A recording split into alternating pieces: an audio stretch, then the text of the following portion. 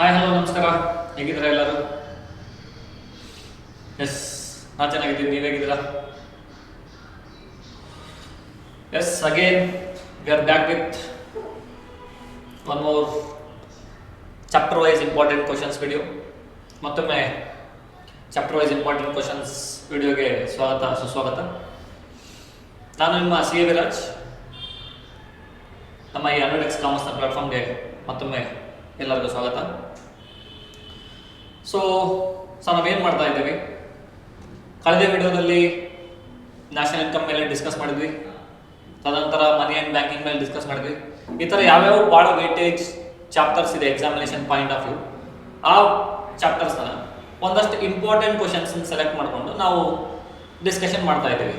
Sir, ಈ ಕ್ವಶನ್ಗೆ ಎಕ್ಸಾಮಿಗೆ ಬಂದರೆ ಯಾವ ಥರ ಆನ್ಸರ್ ಮಾಡಬೇಕು, ಯಾವ ಥರ ಎಷ್ಟು ಆನ್ಸರ್ ಮಾಡಬೇಕು, ಕ್ವಾಂಟಮ್ ಎಷ್ಟಿರಬೇಕು, ಮೇನ್ ಕ್ವಾಲಿಟಿ ಆಫ್ ಆನ್ಸರ್ ಏನಿರಬೇಕು. So this are the things which are discuss continuously ಇದು ಡಿಸ್ಕಸ್ ಮಾಡ್ತಾ ಇದ್ದೀವಿ ಆಗಿಂದ. ಸೊ ಈಗ ನಮ್ಮ ಈ theory of consumer behaviour one of the important chapter ಆಗಿ ಈ ಚಾಪ್ಟರ್ನ ನಾವು ಡಿಸ್ಕಸ್ ಮಾಡೋಣ. ಸೊ ನಾವು ಎಕ್ಸಾಮಿನೇಷನ್ ಪರ್ಸ್ಪೆಕ್ಟಿವ್ ನೋಡೋದಾಯ್ತಂದ್ರೆ, ಮೊದಲನೇದಾಗಿ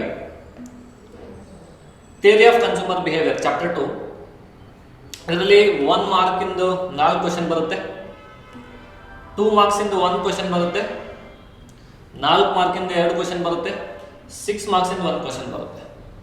ಸೊ ಅರೌಂಡ್ ಟೋಟಲಿ 20 ಮಾರ್ಕ್ಸ್ ಇದೆ ಈ ಚಾಪ್ಟರ್ ವೇಟೇಜ್. ಸೊ ನೀವು ಇದನ್ನು ಬಿಲ್ಕುಲ್ ಲೈಟಾಗಿ ತಗೋಬೇಡಿ. This is one of the important chapter. Again see, ನೀವು ಕಂಪೇರ್ ಮಾಡಿದ್ರೆ 1/5 of the syllabus exam paper ಇದೆ 20 ಮಾರ್ಕ್ಸಿಂದ. ಸೊ ಒಂದು ನ್ಯಾಷನಲ್ ಇನ್ಕಮ್ ಮತ್ತು ಒಂದು ಮನಿ ಬ್ಯಾಂಕಿಂಗ್ ಮತ್ತು ಒಂದು theory of consumer behaviour. Next ವಿಡಿಯೋದಲ್ಲಿ ಮತ್ತೊಮ್ಮೆ ನಾವು ಇದನ್ನು ಮಾಡ್ತಾ ಇದ್ದೀವಿ, ಏನು ಪರ್ಫೆಕ್ಟ್ ಕಾಂಪಿಟೇಷನ್, ಅದನ್ನು ಡಿಸ್ಕಸ್ ಮಾಡ್ತಾ ಇದ್ದೀವಿ. ಸೊ ಅದರ ಸಲುವಾಗಿ ನೀವು ನೋಡಿ, ಸಿ 1 ಮತ್ತು 2 ಮಾರ್ಕಿನ 2 ಅಂಕಗಳ ಪ್ರಶ್ನೆಗಳಿಗೆ ಉತ್ತರ ಮತ್ತು MCQs ಮತ್ತು ಫಿಲ್ ಇನ್ ದ ಬ್ಲಾಂಕ್ಸ್ ಎಲ್ಲದಕ್ಕೂ ನಮ್ಮ 100x ಕಾಮರ್ಸ್ನ ಅಪ್ಲಿಕೇಶನ್ದಲ್ಲಿ ಕ್ವಶನ್ಸ್ ಇದೆ. ಅದಕ್ಕೆ ತಕ್ಕಂತೆ ನೀವು ಕ್ವಶನ್ ಎಕ್ಸಾಮಿನೇಷನ್ ಪ್ಯಾಟರ್ನ್ ಇದೆ, ಅದನ್ನು ನೀವು ಯಾವಾಗ ಆನ್ಸರ್ ಮಾಡ್ಕೊಂಡು ಹೋದ್ಮೇಲೆ ನೀವು ಒಂದು 20-25 ಕ್ವಶನ್ಸ್ ಆದಮೇಲೆ ಸಬ್ಮಿಟ್ ಮಾಡಬೇಕು. ಸಬ್ಮಿಟ್ ಮಾಡಿದ್ಮೇಲೆ ನಿಮ್ಗೆ ಒಂದಷ್ಟು ರಿಸಲ್ಟ್ ಸಿಗುತ್ತೆ ಲಾಸ್ಟಿಗೆ. ಇದು ಸರಿಯಾಗಿದೆ, ಇದು ತಪ್ಪಾಗಿದೆ, ಇದು ಸರಿ ತಪ್ಪು, ಅದಕ್ಕೆ ಒಂದು ರೀಸನಿಂಗು ಇದೆ ಅದರಲ್ಲಿ. ಓಕೆ, ನೀವು ಹಾಕಿದ ಆನ್ಸರ್ ಇದಿದೆ, ಆಕ್ಚುಲ್ ಆನ್ಸರ್ ಇದು ಇರಬೇಕಾಗಿತ್ತು, ಇದು ಆಕ್ಚುಲ್ ಆನ್ಸರ್ ಯಾಕೆ ಇದಿರಬೇಕಾಗಿತ್ತು ಅಂತೇಳಿ ಒಂದಷ್ಟು ಎಕ್ಸ್ಪ್ಲನೇಷನ್ಸ್ ಇದೆ. ಸೊ ಆ ಪಾಯಿಂಟ್ ಮೇಲೆ ನೀವು ನೋಡೋದಾಯ್ತಂದ್ರೆ 1 ಮತ್ತು 2 ಮಾರ್ಕಿನ ಪ್ರಶ್ನೆಗಳನ್ನು ನಮ್ಮ ಈ 100x ಕಾಮರ್ಸ್ನ ಪ್ಲಾಟ್ಫಾರ್ಮ್ ಅಪ್ಲಿಕೇಶನಲ್ಲಿ ನೀವು ನೋಡಿ, ಅದರ ಡಿಸ್ಕ್ರಿಪ್ಷನ್ದಲ್ಲಿ, ನಮ್ಮ ಈ ವಿಡಿಯೋ ಡಿಸ್ಕ್ರಿಪ್ಷನ್ದಲ್ಲಿ ಅಪ್ಲಿಕೇಶನ್ನ ಲಿಂಕ್ ಕೊಟ್ಟಿದ್ದೇವೆ. ಸೊ ಯಥಾರ್ಥಾಗಿ ನಾವು 4 ಮತ್ತು 6 ಅಂಕಗಳ ಪ್ರಶ್ನೆಗಳ ಡಿಸ್ಕಷನ್ಗೆ ಇಳಿಯುವ. ಮೊದಲನೇದಾಗಿ ಫಸ್ಟ್ ಕ್ವಶನ್ ಸರಿಯೇನು? ಫಸ್ಟ್ ಕ್ವಶನ್ 4 ಮಾರ್ಕ್ಸ್ ಕ್ವಶನ್ ಅಲ್ಲಿ ಮೊದಲನೇದಾಗಿ write the difference between total utility and marginal utility. Sir, ಅದು ಏನಿದು total utility and marginal utility? Utility ಅಂದ್ರೆ ಏನು? Can anybody tell me? Satisfaction, ತುಷ್ಟಿಗುಣ. ಕನ್ನಡದಲ್ಲಿ ಕೇಳಿದ್ರೆ exact okay it looks like something, but ತುಷ್ಟಿಗುಣ, ಇಳಿಮುಖ ಸೀಮಾಂತ ತುಷ್ಟಿಗುಣ ನಿಯಮ, law of diminishing marginal utility.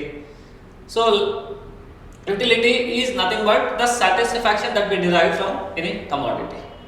So ಅವ್ರು ಏನು ಕೇಳ್ತಾ ಇದ್ದಾರೆ ಇಲ್ಲಿ, ಟೋಟಲ್ ಯುಟಿಲಿಟಿ ಮತ್ತೆ ಮಾರ್ಜಿನಲ್ ಯುಟಿಲಿಟಿಗೆ ಏನು ಡಿಫ್ರೆನ್ಸ್ ಇದೆ ಅಂತ ಕೇಳ್ತಾ ಇದ್ದಾರೆ. ಸೊ ನಾವು ಒಂದು ಎಕ್ಸಾಂಪಲ್ ತಗೊಳ್ಳೋದಾಯ್ತಂದ್ರೆ, ನೀವು ಹೇಳಿ ನಮ್ಗೆ ಎಲ್ಲೆಲ್ಲಿ ಇದು ಬೇಕಲ್ಲ, ಸಿ ಇದಕ್ಕೆಲ್ಲದಕ್ಕೂ ಆನ್ಸರ್ಸ್ ಹೇಳಿದೆ. ನಾನು ಪೇಜ್ ನಂಬರ್ಸ್ ಹಾಕೊಂಡಿದ್ದೀನಿ ಇಲ್ಲಿ ರೆಫರೆನ್ಸ್ ಸಲುವಾಗಿ, 9, 13, 16, 17 ಯಾವ ಕ್ವಶನ್ ಯಾವ ಪೇಜ್ ನಂಬರ್, ಬಟ್ ನಮ್ಗೆ ಆದಷ್ಟು ಇಲ್ಲೇ ಡಿಸ್ಕಷನ್ ಮಾಡಿ ಟ್ರೈ ಮಾಡೋದು. ಮೊದಲನೇದಾಗಿ ಫಾರ್ ಎಕ್ಸಾಂಪಲ್ ಕ್ವಾಂಟಿಟಿ ಹಾಕೊಳ್ಳುವ. ಸೊ ನಾನು ಇಲ್ಲಿ ಮಾರ್ಜಿನಲ್ ಯುಟಿಲಿಟಿ ತಗೋತೀನಿ, ಆಮೇಲೆ ಟೋಟಲ್ ಯುಟಿಲಿಟಿ ತಗೋತೀನಿ. ಸೊ 1, 2 ಸ್ಟಾರ್ಟ್ ವಿತ್ 0 ಓನ್ಲಿ, 0 ಬೇಡ, 1 ಇಂದ 1, 2, 3, 4, 5. ಸರ್, ಇದು ಮೊದಲೇ ಕಮಾಡಿಟಿ ಕನ್ಸಂಪ್ಷನ್ ಮಾಡಿದರೆ ನನಗೆ ಎಷ್ಟು ಸ್ಯಾಟಿಸ್ಫ್ಯಾಕ್ಷನ್ ತಗುತ್ತೆ, ನನಗೆ ಎಷ್ಟು ಯುಟಿಲಿಟಿ ಸಿಗುತ್ತೆ. ಫಾರ್ ಎಕ್ಸಾಂಪಲ್ ಮೊದಲೇ ಗುಲಾಬ್ ಜಾಮೂನ್ ಅಂತ ಇಟ್ಕೊಳ್ಳಿ, ಅದನ್ನು ಕ್ವಾಂಟಿಫೈ ಮಾಡೋಕ್ಕಾಗುತ್ತೆ ಅಂತೇಳಿ ಅಸಂಪ್ಷನ್ ಮಾಡ್ತಾ ಇದ್ದೀವಿ. ಸೊ 10 ಯುಟಿಲಿಟಿ ಸಿಗುತ್ತೆ. ನೆಕ್ಸ್ಟ್ 2ನೇ ಜಾಮೂನ್ ತಿಂದಾಗ ಅಷ್ಟಾಗಲ್ಲ. ನೀವು ಯಾವಾಗಾದ್ರೂ ನೋಡಿಬೇಕಾದ್ರೆ, ನೀವು ಮೊದಲೇ ತುತ್ತು ಊಟ ಮಾಡಿದಾಗ, ಇಲ್ಲ ಮೊದಲೇ ಹಣ್ಣು ಏನಾದರೂ ತಿಂದಾಗ, ಇಲ್ಲ ಮೊದಲನೇ ಸ್ವೀಟ್ ಏನಾದರೂ ತಿಂದಾಗ, ಮೊದಲನೇ ಪೀಸ್ ತಿಂದಾಗ ಏನು ಯುಟಿಲಿಟಿ ಸ್ಯಾಟಿಸ್ಫ್ಯಾಕ್ಷನ್ ಸಿಗುತ್ತಲ್ಲ, ಆ ಸ್ಯಾಟಿಸ್ಫ್ಯಾಕ್ಷನ್ ನಿಮ್ಗೆ ಆಮೇಲೆ ಸೆಕೆಂಡ್, ಥರ್ಡ್, ಫೋರ್ತ್, ಫಿಫ್ತ್ ಬೇರೆ ಬೇರೆ ಕಡೆ ಸಿಗಲ್ಲ. ಒಂದು ಟೈಮ್ ಆದ್ಮೇಲೆ ನಿಮ್ಗೆ ಅನ್ಸುತ್ತೆ ಸಾಕಪ್ಪ ನಂಗೆ ಹೊಟ್ಟೆ ತುಂಬ ಇದ್ರ ಮೇಲೆ ಇನ್ನೊಂದು ತಿನ್ನೋದು ಬೇಡ ಅಂತೇಳಿ. ಅದಕ್ಕೆ ನಾವು ಒಂದು ಮ್ಯಾಕ್ಸಿಮಮ್ ಸ್ಯಾಚುರೇಷನ್ ಪಾಯಿಂಟ್ ಅಂತ ಹೇಳ್ತೀವಿ. ಇನ್ನೂ ಒಂದು ತಿಂದ್ರಂದ್ರೆ ನಿಮ್ಗೆ ಅನ್ಸುತ್ತೆ ನಾನು ಬೇಡ ಇನ್ನೊಂದು ತಿಂದು ನಂಗೆ ವಾಮಿಟ್ ಆಗ್ಬಿಡುತ್ತೆ ಅಂತೇಳಿ. ಅದಂದ್ರೆ ಡಿಮಿನಿಷಿಂಗ್, ಕಡಿಮೆ ಆಗಿ ನೆಗೆಟಿವ್ ಹೋಗ್ಬಿಡುತ್ತೆ ಅದು. ಸೊ ಅದಕ್ಕೆ ನೀವು ಮೊದಲನೇದಾಗಿ ಏನು ತಿಂತೀಯಲ್ಲ ಅದರದ್ದು ಯುಟಿಲಿಟಿ ಎರಡನೇ ಕಮಾಡಿಟಿಯಿಂದ ಬರಲ್ಲ, ಅದ್ರದ್ದು ಸೇಮ್ ಟೈಮ್ ಆಫ್ ಯುಟಿಲಿಟಿ ಮೂರನೇ ಕಮಾಡಿಟಿಯಿಂದ ಬರಲ್ಲ. ಸೊ ಅದಕ್ಕೆ ನೀವು ಒಂದಷ್ಟು ನೋಡ್ಕೋಬೇಕು. ಸೊ ಇದು 8, 10 ಇದೆ, ಇದರಿಂದ 8 ಬರುತ್ತೆ, 7, 5, 3 ಇನ್ನು ಮುಂದೋದಂಗೆಲ್ಲ ಜಾಸ್ತಿ ಬರುತ್ತೆ. ಸೊ ನಾ ಏನಿಲ್ಲ ಇಲ್ಲಿ ಬರೆದಿರೋ ನಂಬರ್ ಏನಿದು, ಮೊದಲನೇ ಗುಲಾಬ್ ಜಾಮೂನ್, ಒಂದು ಗುಲಾಬ್ ಜಾಮೂನ್ ತಿಂದರೆ ನನಗೆ 10 ಅಂಕದಷ್ಟು ಯುಟಿಲಿಟಿ ಸಿಗುತ್ತೆ, 10 ನಂಬರ್ ಅಷ್ಟು ಯುಟಿಲಿಟಿ ಸಿಗುತ್ತೆ. ಎರಡನೇ ಕ್ವಾಂಟಿಟಿ ಆಫ್ ಗುಲಾಬ್ ಜಾಮೂನ್ ತಿಂದ್ರೆ ನಂಗೆ ಏನಾಗುತ್ತೆ ಅಂದರೆ, ಎರಡನೇ ಕ್ವಾಂಟಿಟಿ ಆಫ್ ಗುಲಾಬ್ ಜಾಮೂನ್ ಅಂದರೆ 8 ಅಮೌಂಟ್ ಆಫ್ ಯುಟಿಲಿಟಿ ಸಿಗುತ್ತೆ, 8 ಅಂಕಗಳಷ್ಟು ಯುಟಿಲಿಟಿ ಸಿಗುತ್ತೆ. ಸೊ ಮೂರನೇ ಗುಲಾಬ್ ಜಾಮೂನ್ ತಿಂದಾಗ 7 ಸಿಗುತ್ತೆ, ನಾಲ್ಕನೇ ತಿಂದಾಗ 5 ಸಿಗುತ್ತೆ, ಐದನೇ ತಿಂದಾಗ 3 ಸಿಗುತ್ತೆ. ಸೊ ಇದು ಪ್ರತಿಯೊಂದು ಯೂನಿಟಿನ ಸ್ಯಾಟಿಸ್ಫ್ಯಾಕ್ಷನ್ ಆಯ್ತು. ಈಗ ಮೊದಲೇ ತಿಂದಾಗ ನಂಗೆ 10 ಸಿಗುತ್ತೆ ಒಪ್ಕೋತೀನಿ, ಬಟ್ ಮೊದಲೇ ತಿಂದಮೇಲೆ ನಾ ಎರಡನೇ ತಿನ್ನಕ್ಕಾಗೋದು, ಡೈರೆಕ್ಟ್ಲಿ ಎರಡನೇ ತಿನ್ನಕ್ಕಾಗಲ್ಲ. ಸೊ ಎರಡನೇ ತಿಂದಮೇಲೆ ಟೋಟಲ್ ಆಗಿ ನಿಮ್ಗೆ ಎಷ್ಟು ಸ್ಯಾಟಿಸ್ಫ್ಯಾಕ್ಷನ್ ಸಿಕ್ತು. ಸೊ 10 + 8, ಮೊದಲನೇದಾಗ 10 ಸಿಕ್ಕಿದ್ರೆ ಆ ಸೆಕೆಂಡ್ 8 ಸಿಗುತ್ತೆ. ಸೊ 18 ಆಯ್ತು. ಸೊ ಮೂರನೇ ತಿಂದಾಗ 18 + 7 25, ನೆಕ್ಸ್ಟ್ ತಿಂದಾಗ 25 + 5 30, ನೆಕ್ಸ್ಟ್ ತಿಂದಾಗ 33. ಸೊ ನೀವು ಇಲ್ಲಿ ನೋಡಿದ್ರೆ ನಿಮ್ಗೆ ಒಂದೇನೋ ಅಬ್ಸರ್ವ್ ಆಗಿರ್ಬೇಕು, ಟೋಟಲ್ ಯುಟಿಲಿಟಿ ಅಂದ್ರೆ ಏನು, ನಾ ಎಲ್ಲಾ ಕಮಾಡಿಟಿ ಕನ್ಸಂಪ್ಷನ್ ಮಾಡಿದಾಗಿಂದ ನಂಗೆ ಟೋಟಲ್ ಎಷ್ಟು ಸಿಗುತ್ತೆ ಅದು ಟೋಟಲ್ ಯುಟಿಲಿಟಿ. ಪ್ರತಿಯೊಂದು ಯೂನಿಟ್ ಇಂದ ಎಷ್ಟು ಸಿಗುತ್ತೆ ನಾವು ಮಾರ್ಜಿನಲ್ ಯುಟಿಲಿಟಿ ಅಂತ ಕರಿತೀವಿ ನಾವು. So quantity, marginal utility and total utility. ಅವ್ರು ಅದನ್ನೇ ಕ್ವಶನ್ ಕೇಳ್ತಾ ಇದ್ದಾರೆ, right the differences between total utility and marginal utility. Sir ಏನು ಟೋಟಲ್ ಯುಟಿಲಿಟಿ ಮತ್ತೆ ಮಾರ್ಜಿನಲ್ ಯುಟಿಲಿಟಿ ಡಿಫರೆನ್ಸ್ ಏನು ಬರುತ್ತೆ? ಸೊ ನಾವು ಹೇಳಿದಾಗೆ ಟೋಟಲ್ ಯುಟಿಲಿಟಿ ಅಂದ್ರೆ utility derived from consuming all the units.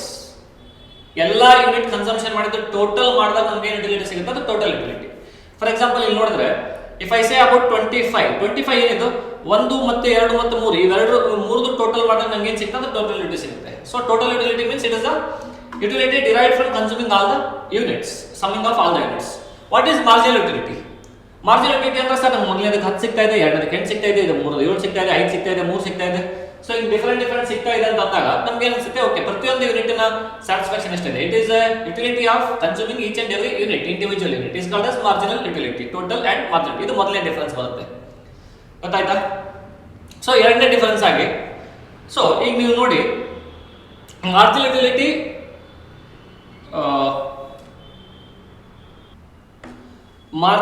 ಏನಾಗ್ತಾ ಇದೆ ಅಲ್ಲ, ನಿಮಗೆ ಸ್ಟಾರ್ಟಿಂಗ್ ಇಂದಾನೆ ಬೀಳ್ತಾ ಇದೆ. ಬಟ್ ಟೋಟಲ್ ಯುಟಿಲಿಟಿ ಜಾಸ್ತಿ ಆಗ್ತಾ ಇದೆ, ಬಟ್ ಕಡಿಮೆ ಪ್ರಪೋರ್ಷನ್ ಜಾಸ್ತಿ ಆಗ್ತಿದೆ. ಸರ್ ಏನು ಕಡಿಮೆ ಪ್ರಪೋರ್ಷನ್ ಅಂದ್ರೆ ಇವೆರಡಕ್ಕೆ ಡಿಫರೆನ್ಸ್ ಎಷ್ಟಿದೆ? ಸರ್ 8 ಇದೆ. ಇವೆರಡಕ್ಕೆ ಡಿಫರೆನ್ಸ್ ಎಷ್ಟಿದೆ? ಸರ್ 7 ಇದೆ. ಸರ್ ಇವೆರಡಕ್ಕೆ ಡಿಫರೆನ್ಸ್ ಎಷ್ಟಿದೆ? ಸರ್ 5 ಇದೆ. ಸರ್ ಇವೆರಡಕ್ಕೆ ಡಿಫರೆನ್ಸ್ ಎಷ್ಟಿದೆ? 3 ಇದೆ. ಅಂದ್ರೆ ಇದು ಜಾಸ್ತಿ ಆಗ್ತಾ ಇದೆ, ಬಟ್ ಡಿಮಿನಿಷಿಂಗ್ ರೇಟ್ ಒಳಗಡೆ ಆಗ್ತಾ ಇದೆ. Total utility increases at diminishing rate, marginal utility starts falling from the initial stage. ಇದು ಸೆಕೆಂಡ್ ಡಿಫರೆನ್ಸ್. ಸೊ ಮೂರನೇದಾಗಿ ಏನು ಬರುತ್ತೆ? ಮೂರನೇದಾಗಿ ಡಿಫರೆನ್ಸ್ ಮಾರ್ಜಿನಲ್ ಯುಟಿಲಿಟಿ ಕಡಿಮೆ ಆಗ್ತಾ ಇದು 0ನೂ ಆಗುತ್ತೆ, ಇದು ನೆಗೆಟಿವ್ನೂ ಆಗುತ್ತೆ. ನಾವು ಇನ್ನೂ ನಂಬರ್ಸ್ ಹಾಕಿಲ್ಲ, 6, 7, 8, 9, 10 ಇಂದ ಮುಂದೆ ಹಾಕೊಂಡು ಹೋದ್ರೆ 0 ಆಗಿ ನೆಗೆಟಿವ್ನೂ ಆಗೋ ಸಿಚುವೇಶನ್ ಇದೆ. ಬಟ್ ಟೋಟಲ್ ಯುಟಿಲಿಟಿ ಯಾವತ್ತೂ 0 ಆಗಲ್ಲ. ಟೋಟಲ್ ಯುಟಿಲಿಟಿ ಯಾವತ್ತೂ 0 ಆಗಲ್ಲ, ಯಾಕಂದ್ರೆ ನಂಗೆ ಒಂದಲ್ಲ ಒಂದು ಅಮೌಂಟ್ ಆಫ್ ಸ್ಯಾಟಿಸ್ಫ್ಯಾಕ್ಷನ್ ಸಿಗುತ್ತೆ. ಇದು ಮೂರನೇ difference. Marginal utility can go to 0, marginal utility will be positive, even it can be negative also, but total utility will be always positive. Understood? More difference ಆಯ್ತು. ಸೊ ಇದು 4 marks question ಕೇಳಿದ್ರೆ ಇನ್ನೊಂದು difference ನಾವು ಯಾವ್ದಾದ್ರು ಹೇಳ್ಬೋದು. Next difference ಏನಿದೆ ಅಂದ್ರೆ total utility ಏನಿದೆ ಅಲ್ಲ, ಇದು ಇಲ್ಲಿಗೆ ಆಗಿ ಇದು ಮಾರ್ಜಿನಲ್ ಯುಟಿಲಿಟಿ ಯಾವತ್ತು 0 ಆಗುತ್ತಲ್ಲ ಅವತ್ತು ನಮ್ಮ ಟೋಟಲ್ ಯುಟಿಲಿಟಿ ಮ್ಯಾಕ್ಸಿಮಮ್ ಅಮೌಂಟ್ ಆಗುತ್ತೆ. Total utility will be maximum and marginal utility will be 0. So total utility ಯಾವಾಗ ಮ್ಯಾಕ್ಸಿಮಮ್ ಇರುತ್ತೆ, marginal utility ಅವತ್ತು 0 ಇರುತ್ತೆ. ನಾಲ್ಕನೇ difference. Understood? Okay, understood sir. ನಿಮ್ಗೆ ಬೇಕಂದ್ರೆ ಆ ಕ್ವಶನ್ ಆ ಪೇಜ್ ಮೊದಲು ತೆಗೆದು ನೋಡ್ಬೋದು. ನೆಕ್ಸ್ಟ್ ಕ್ವಶನ್ ಏನಿದೆ, explain the indifference map with diagram. C ನಾವು ಆದಷ್ಟು ಸ್ಲೋ ಆಗಿ ಹೋಗುವ, ನಾವು ಕಾನ್ಸೆಪ್ಟ್ ಮೇಲೆ ಎಲ್ಲಾನು ಫೋಕಸ್ ಮಾಡುವ, ಎಲ್ಲ ಕಾನ್ಸೆಪ್ಟ್ ಡಿಸ್ಕಷನ್ ಮಾಡಿ ಆ ಎಕ್ಸಾಮಿನೇಷನ್ ಪಾಯಿಂಟ್ ಆಫ್ ವ್ಯೂ ನಾವು ಇದನ್ನ ಕವರ್ ಮಾಡಿ. ಸೊ ನೆಕ್ಸ್ಟ್ ಕ್ವಶನ್ ಏನಿದು, explain the indifference map with the diagram. So page number 13 ಅಲ್ಲಿ ಇದೆ ಸರ್. ಇದು first of all indifference map ಅಂದ್ರೆ ಏನಿದು? ಇಂಡಿಫರೆನ್ಸ್ ಮ್ಯಾಪ್ ಅಂದ್ರೆ ನಾನು ಕಾಮನ್ ಲ್ಯಾಂಗ್ವೇಜ್ ಅಲ್ಲಿ ಹೇಳ್ಬೇಕಂದ್ರೆ ಸರ್, ನನ್ನ ಹತ್ರ ಒಂದಷ್ಟು ಆಪ್ಷನ್ಸ್ ಇದೆ, ಇದನ್ನ ಕನ್ಸಂಪ್ಷನ್ ಮಾಡ್ಬೇಕಾ ಇದನ್ನ ಕನ್ಸಂಪ್ಷನ್ ಮಾಡ್ಬೇಕಾ ಅಂತೇಳಿ. ನಾನು ಯಾವ್ದು ಕನ್ಸಂಪ್ಷನ್ ಮಾಡಿದ್ರು ನಂದು ಸ್ಯಾಟಿಸ್ಫ್ಯಾಕ್ಷನ್ ಲೆವೆಲ್ ಯಾವತ್ತೂ ಇಂಡಿಫರೆನ್ಸ್ ಇರುತ್ತೆ. ಅದಕ್ಕೆ ನಾವು ಇಂಡಿಫರೆನ್ಸ್ ಮ್ಯಾಪ್ ಅಂತೇಳಿ ಕರಿತೇವೆ. ಸೊ ಇಲ್ಲಿ ನೋಡಿದ್ರಂದ್ರೆ ಇದು what is indifference map? A family of indifference curve. That means map ಅಂದ್ರೆ ಏನು, ಎಲ್ಲ ಕರ್ವ್ಸ್ ಕೂಡಿ ಬರೋದಕ್ಕೆ ಮ್ಯಾಪ್ ಅಂತ ಹೇಳ್ತಿರ್ತೀವಿ, ಇಲ್ಲಾಂದ್ರೆ ನಾವು ಸಿಂಗಲ್ ಇಂಡಿಫರೆನ್ಸ್ ಕರ್ವ್ ಅಂತ ಹೇಳ್ತಿರ್ತೀವಿ. The arrow that indicates that bundles on a higher indifference curve are preferred by the consumers to have the bundle on the lower indifference curve. In simple terms ಏನು ಹೇಳುತ್ತೆ, so ಇದೇನು ಈ curve ಇದೆಯಲ್ಲ, ಈ curve ನನಗೆ ಒಂದು indifference curve 1 ಅಂತ ತಗೊಂಡ್ರೆ ಇದನ್ನ IC2 ಅಂತ ತಗೋತೀನಿ, ಇದನ್ನ IC3 ಅಂತ ತಗೋತೀನಿ. ಸೊ IC1 ಏನು ಸ್ಯಾಟಿಸ್ಫ್ಯಾಕ್ಷನ್ ಸಿಗುತ್ತಲ್ಲ ಅದಕ್ಕಿಂತ ಜಾಸ್ತಿ ಸ್ಯಾಟಿಸ್ಫ್ಯಾಕ್ಷನ್ ನನಗೆ IC2 ಅಲ್ಲಿ ಸಿಗುತ್ತೆ. IC2 ಅಲ್ಲಿ ಏನು ಸ್ಯಾಟಿಸ್ಫ್ಯಾಕ್ಷನ್ ಸಿಗುತ್ತೆ ಅದಕ್ಕಿಂತ ಜಾಸ್ತಿ ನನಗೆ IC3 ಅಲ್ಲಿ ಸಿಗುತ್ತೆ. ಅಂದ್ರೆ ನಾನು ಯಾವಾಗ ಜಾಸ್ತಿ next level indifference curve shift ಆಗ್ತಿಲ್ಲ, ನನ್ನ ಸ್ಯಾಟಿಸ್ಫ್ಯಾಕ್ಷನ್ ಅನ್ನು ಅಷ್ಟೇ ಜಾಸ್ತಿ ಆಗುತ್ತೆ. ಅರ್ಥ ಆಯ್ತಾ? That is what indifference curve. Indifference curve map ಅಂದ್ರೆ combination of multiple indifferences curves is called as indifference curve map. So indifference curve map ಇದಕ್ಕೆ ಹೇಳಿ ಕರೀತಾರೆ. ಸೊ ಈ ಎಲ್ಲ ಇದೇನು ಬಂಡಲ್ ಇದೆ, ಫಾರ್ ಎಕ್ಸಾಂಪಲ್ ಇಷ್ಟು ಮ್ಯಾಂಗೋಗೆ ನಂಗೆ ಇಷ್ಟು ಬನಾನಾ ಸಿಗುತ್ತೆ. ನಾ ಇಷ್ಟು ಮ್ಯಾಂಗೋ ಸ್ಯಾಕ್ರಿಫೈಸ್ ಮಾಡಿದ್ರೆ, ಇಲ್ಲಿಂದ ಇಲ್ಲಿ ಮ್ಯಾಂಗೋ ಸ್ಯಾಕ್ರಿಫೈಸ್ ಮಾಡಿದ್ರೆ ಇಷ್ಟು ನಂಗೆ ಬನಾನಾ ಎಕ್ಸ್ಟ್ರಾ ಸಿಗುತ್ತೆ, ಮತ್ತೆ ಮ್ಯಾಂಗೋ ಸ್ಯಾಕ್ರಿಫೈಸ್ ಮಾಡಿದ್ರೆ ನಂಗೆ ಬನಾನಾ ಎಕ್ಸ್ಟ್ರಾ ಸಿಗುತ್ತೆ. ಸೊ ಇದಕ್ಕೆ ನಾವು ಇಂಡಿಫರೆನ್ಸ್ ಕರ್ವ್. ಸೊ ಇದಕ್ಕೆ ಬಜೆಟ್ ಲೈನ್ ಅದು ಒಂದು ಕಾನ್ಸೆಪ್ಟ್ ಇದೆ, ಅದಕ್ಕೆ ನೆಕ್ಸ್ಟ್ ಕ್ವಶನ್ ಅಲ್ಲಿ ಇದೆ, ಅದಕ್ಕೆ ಲಿಂಕ್ ಮಾಡ್ಬೋದು ಇಂಡಿಫರೆನ್ಸ್ ಕರ್ವ್ ಒಂದು ಬಜೆಟ್ ಲೈನ್ ಅಂತ ಹೇಳಿ. So this is what indifference curve map. Explain the indifference curve map with diagram ನೀವು ಆಗ್ಬೋದು ಇದನ್ನ. ಸೊ ಇದಕ್ಕೆ ಸಿಂಪಲ್ ಡಯಾಗ್ರಾಮ್ ಏನಿಲ್ಲ. ಇಂಡಿಫರೆನ್ಸ್ ಕರ್ವ್ ಮ್ಯಾಪ್ ಅಂದ್ರೆ ಎಕ್ಸ್ ಆಕ್ಸಿಸ್ ವೈ ಆಕ್ಸಿಸ್ ಹಾಕೊಳ್ಳಿ. So one indifference curve, second indifference curve, third indifference curve. So you should indicate that and write that it is a group of indifference curve which shows that the higher indifference curve will be the more amount of satisfaction compared to the lesser amount of indifference curve. So all the consumers are always preferred to have higher indifference curve to have the more amount of satisfaction. Sir, okay, ಯಾರಿಗಾದರೂ ಅದೇ ಜಾಸ್ತಿ ಇರಬೇಕಂತಿದೆ, but ಇದಕ್ಕೆ ಒಂದಷ್ಟು problems ಇದೆ. Problems ಅನ್ನು ಮುಂದೆ ಯಾವಾಗಾದರೂ discuss ಮಾಡೋದು, ಕ್ವಶನ್ ಅಲ್ಲಿ ರಿಪೀಟ್ ಆಗುತ್ತೆ. So that is second question. Explain the indifference curve map with the diagram. Diagram ಹಾಕಿದ್ದೀವಿ. Diagram is this one. So higher indifference curve is higher satisfaction. Then next question. Briefly explain the budget set with the help of diagram. Budget set explain ಮಾಡಿ ಅಂತ ಕೇಳ್ತಾ ಇದ್ದಾರೆ ಅವರು. Sir ಇದು budget set ಅಂದ್ರೆ ಏನು? First of all budget set ಅಂದ್ರೆ what is budget? Budget ಅಂದ್ರೆ ಫಾರ್ ಎಕ್ಸಾಂಪಲ್ ನಾವು ಹೇಳ್ತೀವಲ್ಲ, ಮಗ ನೀನು ಮೊಬೈಲ್ ತಗೋಬೇಕಂದ್ರೆ ಎಷ್ಟಿದೆ ನಿನ್ನ ಬಜೆಟ್? ಏನಂದ ಮಗ 25,000 ಇದೆ ಬಜೆಟ್ ಅಂದ್ರೆ ಏನು? ನಿಂದೊಂದು ಲಿಮಿಟ್ ಇದೆ, ಅದ್ರೊಳಗಡೆ ಅಷ್ಟೇ ಖರ್ಚು ಮಾಡೋಕ್ಕಾಗೋದು, ಅದಕ್ಕಿಂತ ಜಾಸ್ತಿ ಖರ್ಚು ಮಾಡೋಕ್ಕಾಗಲ್ಲ. ಸರ್ ನಮ್ಗೆ ಗೊತ್ತಿದೆ ಸರ್, ಈ ಇಂಡಿಫರೆನ್ಸ್ ಕರ್ವ್ ಹಾಕಿದಾಗ ನಾನು ಹೇಳ್ತಾ ಇದ್ದೆ ಇದಕ್ಕಿಂತ ಇದು ಜಾಸ್ತಿ ಸ್ಯಾಟಿಸ್ಫ್ಯಾಕ್ಷನ್ ಇದೆ, ಅದಕ್ಕಿಂತ ಇದು ಜಾಸ್ತಿ ಸ್ಯಾಟಿಸ್ಫ್ಯಾಕ್ಷನ್ ಇದೆ. ಬಟ್ ನೀನು ಜಾಸ್ತಿ ಸ್ಯಾಟಿಸ್ಫ್ಯಾಕ್ಷನ್ ಬೇಕಂದಾಗ ನೀನು ಜಾಸ್ತಿ ಖರ್ಚು ಮಾಡಬೇಕು. ಬಟ್ ಜಾಸ್ತಿ ಖರ್ಚು ಮಾಡೋ ಕೆಪಾಸಿಟಿ ನಿನ್ನ ಹತ್ರ ಇದೆಯಾ? ಹೇಳ್ಬಾರ್ದ? ಹೇಳು, ಇದೆಯಾ? ಇಲ್ಲ ಸರ್. ಅದರ ಸಲುವಾಗಿ ನಾವೇನು ಹೇಳ್ತಾ ಇದ್ದೀವಿ, budget line means it is a maximum amount available with anybody so that they can consume some amount of thing. So briefly explain the budget set. ಇದು ಸೆಟ್ ಕೇಳ್ತಾ ಇದೆ. ಸೆಟ್ ಅಂದ್ರೆ ಮಲ್ಟಿಪಲ್ ಬಜೆಟ್ ಲೈನ್ಸ್ ಇದೆ with the help of diagram. ಇದಕ್ಕೂ ನಾವು ನೋಡಬಹುದು. Question page number 16. So quantity of bananas is measured along the horizontal axis. See, banana ಏನಿದೆಯಲ್ಲ ಇದು horizontal axis ಅಲ್ಲಿ ಇದೆ, and quantity of mangoes are measured in this vertical axis. Any point in the diagram represents a bundle of two goods that the budget set consists of. All points are on below the straight line having the equation P1x1 plus P2x2 is equal to M. M is a budget line. ಅಷ್ಟೊಂದು budget ಇದೆ. ನಾ ಏನು ಹೇಳ್ತಾ ಇದ್ದೆ ಅದರಲ್ಲಿ ನಾವು ತೆಗೆದಾಗ ನೋಡಿದಾದ್ರೆ,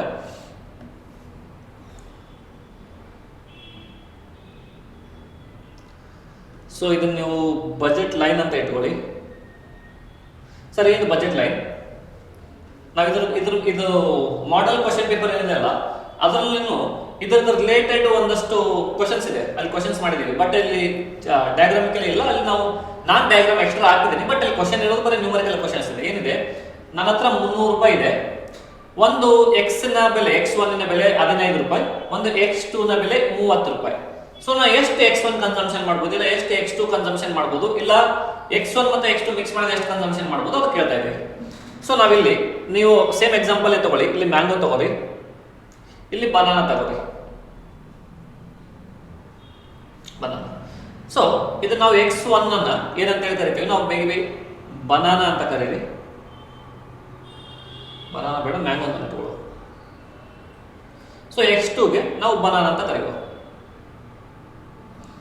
so 300 ರೂಪಾಯಿ ಇದ್ದಾಗ ಆ 300 ರೂಪಾಯಿನ ನಾ ಯಾವ್ದಕ್ಕೆ ಯೂಸ್ ಮಾಡ್ಬೋದು, ಆ 300 ರೂಪಾಯಿ ಅಮೌಂಟ್ ಅನ್ನ ನೀವು ಥಿಂಕ್ ಮಾಡಿದ್ರೆ, ಈಗ ನಾನು ಬರೇ ಮ್ಯಾಂಗೋ ಕನ್ಸಂಪ್ಷನ್ ಮಾಡಿದ್ರೆ ನಂಗೆ ಎಷ್ಟು ಮ್ಯಾಂಗೋ ಬರುತ್ತೆ, 20 ಮ್ಯಾಂಗೋ ಬರುತ್ತೆ, 15 30 300 ರೂಪಾಯಿ ಆಗುತ್ತೆ.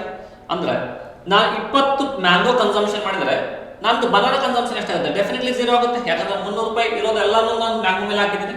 ಸೊ ಅವಾಗ ಬಜೆಟ್ ಲೈನ್ ಇಲ್ಲಿ ಇಂಟರ್ಸೆಕ್ಟ್ ಆಗುತ್ತೆ. So this is what the budget line. So ಇಲ್ಲಿ ಬರ್ತದೆ.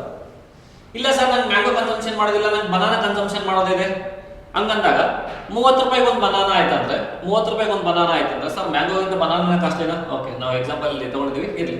ಸೊ ನಂಗೆ ಒಂದು 10 ಬನಾನಾ ಸಿಗುತ್ತೆ, 10 ಬನಾನಾ ಕನ್ಸಂಪ್ಷನ್ ಮಾಡಿದ್ರೆ ಅಂದ್ರೆ ಮ್ಯಾಂಗೋ ಎಷ್ಟು ಕನ್ಸಂಪ್ಷನ್ ಮಾಡೋಕ್ಕಾಗುತ್ತೆ, 0 ಆಗುತ್ತೆ.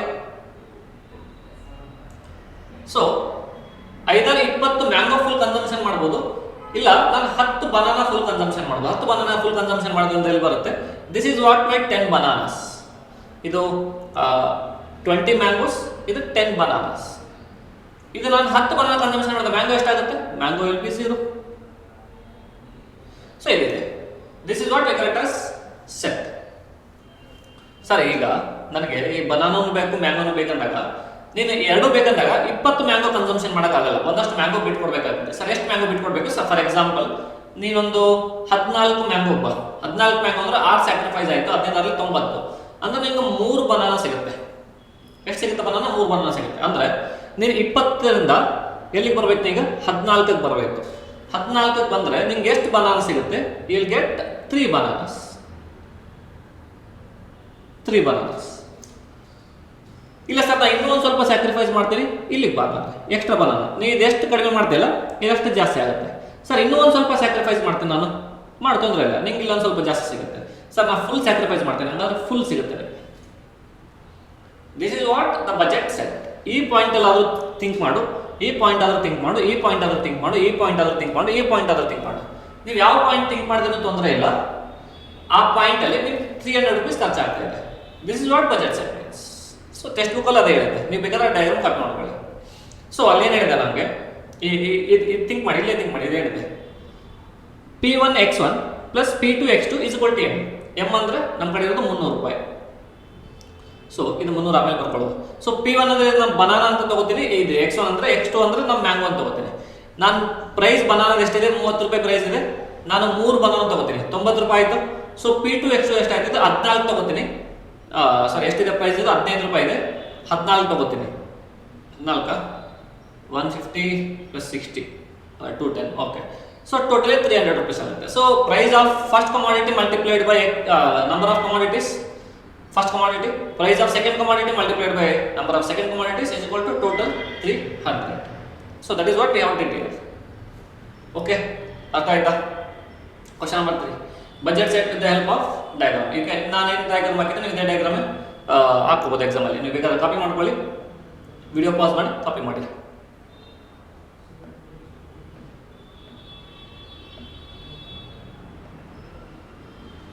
ಸರ್ ವಿಡಿಯೋ ಡಯಾಗ್ರಾಮ್ ಸಣ್ಣದಾಗೋಯ್ತು, ನೀವು ಆಮೇಲೆ ಹೋಗಿ ಚೆಕ್ ಮಾಡ್ಕೊಳ್ಳಿ.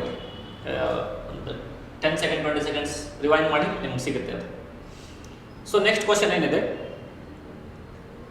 Present the derivation of slope of budget line. Similar concept ಅಲ್ಲಿ ನಾವೇನ್ ಮೇಲೆ ಬಜೆಟ್ ಸೆಟ್ ಹಾಕಿದೇವಲ್ಲ ಅದೇ ರಿಲೇಟೆಡ್ ಕಾನ್ಸೆಪ್ಟ್ ಇಲ್ಲಿದೆ. 1 ಸೆಕೆಂಡ್.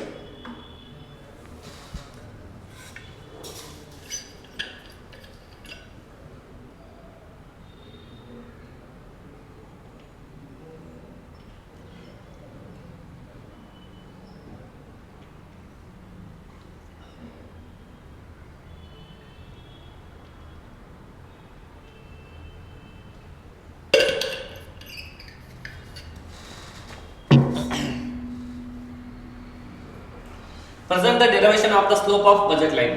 ಈ ಬಜೆಟ್ ಲೈನ್ ಸ್ಲೋಪ್ ಇದೇನಿದೆ ಅಲ್ಲ, ಈ ತರ ಯಾಕೆ ಬರುತ್ತೆ ಅದನ್ನ ಡಿರೈವ್ ಆಗೋದು ಹೇಳಿ ಅಂದ್ರೆ, ಯಾಕಂದ್ರೆ ನಾವು ಒಂದು ಕಮಾಡಿಟಿ ಜಾಸ್ತಿ ಕನ್ಸಂಪ್ಷನ್ ಮಾಡಿದಾಗ ಇನ್ನೊಂದು ಕಮಾಡಿಟಿ ಸ್ಯಾಕ್ರಿಫೈಸ್ ಮಾಡಬೇಕು. ಇದನ್ನ ಕಡಿಮೆ ಮಾಡ್ಕೊಂಡು ಬಂದಾಗ ಇದು ನಮ್ಗೆ ಜಾಸ್ತಿ ಜಾಸ್ತಿ ಸಿಗುತ್ತೆ. ಸೊ ಅದ್ರ ಸಲುವಾಗಿ ಸ್ಲೋಪ್ ಈ ತರ ಡಿಮ್ಯಾಂಡ್ ಕರ್ವ್ ಸ್ಲೋಪ್ ಅಲ್ಲಿ ಸಿಗುತ್ತೆ ಅಂತ ಹೇಳ್ಬೇಕಾದ್ರೆ ನಾವು ಅದಕ್ಕೆ ನಾವು ಟೆಕ್ಸ್ಟ್ ಬುಕ್ ಆನ್ಸರ್ ರೆಫರ್ ಮಾಡೋದು. Page number 17. ಸೊ ನಾನು ಒಂದು ಮ್ಯಾಂಗೋ ಸ್ಯಾಕ್ರಿಫೈಸ್ ಮಾಡಿದ್ರೆ ಎಷ್ಟು ಬನಾನಾ ಜಾಸ್ತಿ ಆಗುತ್ತೆ. ಸೊ ನಾನು ಒಂದು ಮ್ಯಾಂಗೋ ಸ್ಯಾಕ್ರಿಫೈಸ್ ಮಾಡಿದಿರ ನಾನು ಬನಾನಾ ತಗೊಂಡ್ರೆ ಏನಾಗುತ್ತೆ? ಸೊ ಇಲ್ಲೇ ಚೆಕ್ ಮಾಡ್ಬಿಡಿ. ಈಗ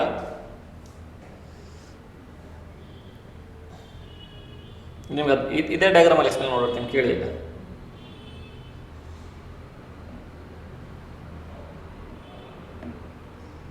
ಸೊ ಏನಾಗಿತ್ತು ನಾ ಏನು ಹೇಳ್ತಾರೆ ಅದನ್ನು ಕೇಳಿ. ಈಗ ಸರ್ ನಂಗೆ ಮ್ಯಾಂಗೋ 20 ಬೇಕೇ ಬೇಕು, ಬಟ್ ನಾನು ಬನಾನಾ 0 ಅಲ್ಲ, ನಂಗೆ ಬನಾನಾ 5 ಬೇಕು. ಅಂದ್ರೆ ಬನಾನಾ 5 ಬೇಕಂದ್ರೆ ಇಲ್ಲೆಲ್ಲೋ ಬರುತ್ತೆ ಪಾಯಿಂಟ್, ಅದು 3 ಆದ್ಮೇಲೆ 5 ಅಂದ್ರೆ. ಸೊ ಇದು 20 ಇತ್ತಂದ್ರೆ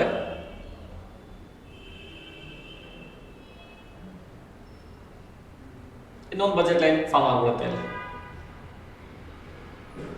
ಸೊ ಏನಾಗುತ್ತೆ ಅಂದ್ರೆ ಅದು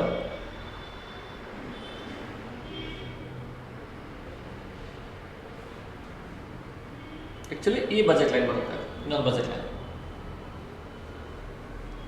ಸೊ ಅದ್ರ ಸಲುವಾಗಿ ನೀವೊಂದು ತಗೋಬೇಕಂದಾಗ ಅದನ್ನ ಒಂದು ಸ್ಯಾಕ್ರಿಫೈಸ್ ಮಾಡಲೇಬೇಕು. ಮ್ಯಾಂಗೋ ಜಾಸ್ತಿ ಬೇಕಾದಾಗ ಬನಾನಾ ಸ್ಯಾಕ್ರಿಫೈಸ್ ಮಾಡಬೇಕು, ಬನಾನಾ ಜಾಸ್ತಿ ಬೇಕಾದಾಗ ಮ್ಯಾಂಗೋ ಸ್ಯಾಕ್ರಿಫೈಸ್ ಮಾಡಬೇಕು. ಸ್ಯಾಕ್ರಿಫೈಸ್ ಮಾಡಿಲ್ಲ ಅಂದ್ರೆ ಆ ಏನದು ಲೈನ್ ಆ ಥರ ಬರಲ್ಲ. So again it goes on some other method. ಅರ್ಥ ಆಯ್ತಾ? ಸೊ ಅಗೇನ್ ಅದ್ರ ಜಾಗಕ್ಕೆ ಅದು ಹೋಗಿದೆ. ಸೊ ಇಲ್ಲಿ ಜಸ್ಟ್ ನಾವು ರೀಡ್ ಆಗಿ ಮುಂದೆ ಹೋಗುವ. ಬಜೆಟ್ ಇದು the slope of budget line measures the amount of change in the mangoes required per unit of change in the bananas along the budget line. ಒಂದು ಮ್ಯಾಂಗೋ ಚೇಂಜ್ ಮಾಡಲಿಕ್ಕೆ ನಂಗೆ ಎಷ್ಟು ಬನಾನಾ ಸ್ಯಾಕ್ರಿಫೈಸ್ ಮಾಡಬೇಕು sir? 2. ಯಾಕಂದ್ರೆ ಒಂದು mango ಬೆಲೆ 15 ಇದೆ, ಒಂದು ಬನಾನಾ ಬೆಲೆ 30 ಇದೆ. ಸೊ ಒಂದು ಬನಾನಾ ಸ್ಯಾಕ್ರಿಫೈಸ್ ಮಾಡಿದ್ರೆ 2 ಮ್ಯಾಂಗೋ ಬರುತ್ತೆ ನನಗೆ, ಇಲ್ಲ 2 ಮ್ಯಾಂಗೋ ಸ್ಯಾಕ್ರಿಫೈಸ್ ಮಾಡಿದ್ರೆ ಒಂದು ಬನಾನಾ ಬರುತ್ತೆ. ಅದಕ್ಕೆ ನಾವು ಸ್ಲೋಪ್ ಆಫ್ ಡಿಮ್ಯಾಂಡ್ ಅಂತ ಹೇಳಿ ಕರಿತೀವಿ. ಸೊ ಅದೇನು ಹೇಳ್ತಾ ಇದ್ದಾರೆ, ಇವು ನಿಮ್ಗೆ ಗೊತ್ತಿದೆ line. Consider any 2 points x1 banana mango, x1 change in x1, x2 change in x2 ಅಂದ ಬಜೆಟ್ ಲೈನ್. ಸೊ ಅದನ್ನು ನೀವು ಇಲ್ಲಿಂದ ಇಲ್ಲಿಗೆ ಇಲ್ಲಿದ್ದನ್ನ ಇಲ್ಲಿಗೆ ಚೇಂಜ್ ಮಾಡ್ಕೊಳ್ಳಿ. ಅದಕ್ಕೆ ನಿಮಗೆ ಈ ಬಜೆಟ್ ಲೈನ್ ಇಲ್ಲಿ ಬರುತ್ತೆ ಅಂತ ಹೇಳ್ತಾ ಇದ್ದಾರೆ. ಸೊ ನೀವು ಮಾಡಿದ್ರೆ ನಿಮ್ದು ಏನು ಡಿರೈವೇಷನ್ ಬರುತ್ತೆ, ನೀವು ಡಿರೈವೇಷನ್ ನೋಡಿ ಒಂದ್ಸರಿ. ಅದಕ್ಕೆ ಇದು ರಿವಿಷನ್ ಕ್ಲಾಸ್ ಇದೆ, ಡಿರೈವೇಷನ್ ಮಾಡೋಕ್ಕಾಗಲ್ಲ, it takes so much of time. So -P1 divided by P2. So ಅದಕ್ಕೆ ನಾವು ಡಿರೈವೇಷನ್ ಅಂತ ಹೇಳ್ತೀವಿ. ಈಕ್ವಲ್ ಅಂತ change in x2 divided by change in x1 equal to -P1 divided by P2. ನೋಡಿ ಒಂದ್ಸರಿ ಗೊತ್ತಾಗುತ್ತೆ. So next one is list out the difference between normal good and inferior goods with example. Sir ನಿಮಗೆ normal goods ಮತ್ತು inferior ಗೂಡ್ಸ್ನ ಮಧ್ಯದಲ್ಲಿರುವ difference ಏನಿದೆ ಅದನ್ನ ಹೇಳಿ, ಅದಕ್ಕೆ ಒಂದು ಎಷ್ಟು ಎಕ್ಸಾಂಪಲ್ ಕೊಡಿ ಅಂತ ಹೇಳ್ತಾ ಇದ್ದಾರೆ. ಸರ್ ನಾರ್ಮಲ್ ಗೂಡ್ಸ್ ಅಂದ್ರೆ ಏನು? Normal good is a good which we consume on day to day life. ನಮ್ಮ ದಿನನಿತ್ಯ ಆಕ್ಟಿವಿಟಿಯಲ್ಲಿ ನಾವೇನು ಕನ್ಸಂಪ್ಷನ್ ಮಾಡ್ತೀವಿ ಅದಕ್ಕೆ ನಾವು ನಾರ್ಮಲ್ ಗೂಡ್ಸ್ ಅಂತ ಹೇಳಿ ಕರಿತೀವಿ. ಎಕ್ಸಾಂಪಲ್ ಒಂದು ಬಟ್ಟೆ ಆಗಿರ್ಬೋದು, ಎಕ್ಸಾಂಪಲ್ ಒಂದು ಮೊಬೈಲ್ ಫೋನ್ ಆಗಿರ್ಬೋದು, ಎಕ್ಸಾಂಪಲ್ ಒಂದು ಊಟ ಆಗಿರ್ಬೋದು, ಏನಾದ್ರು ಆಗಿರ್ಬೋದು. ಇನ್ಫೀರಿಯರ್ ಗೂಡ್ಸ್ ಅಂದ್ರೆ ಏನು? Inferior goods also A goods which we consume one second, which we consume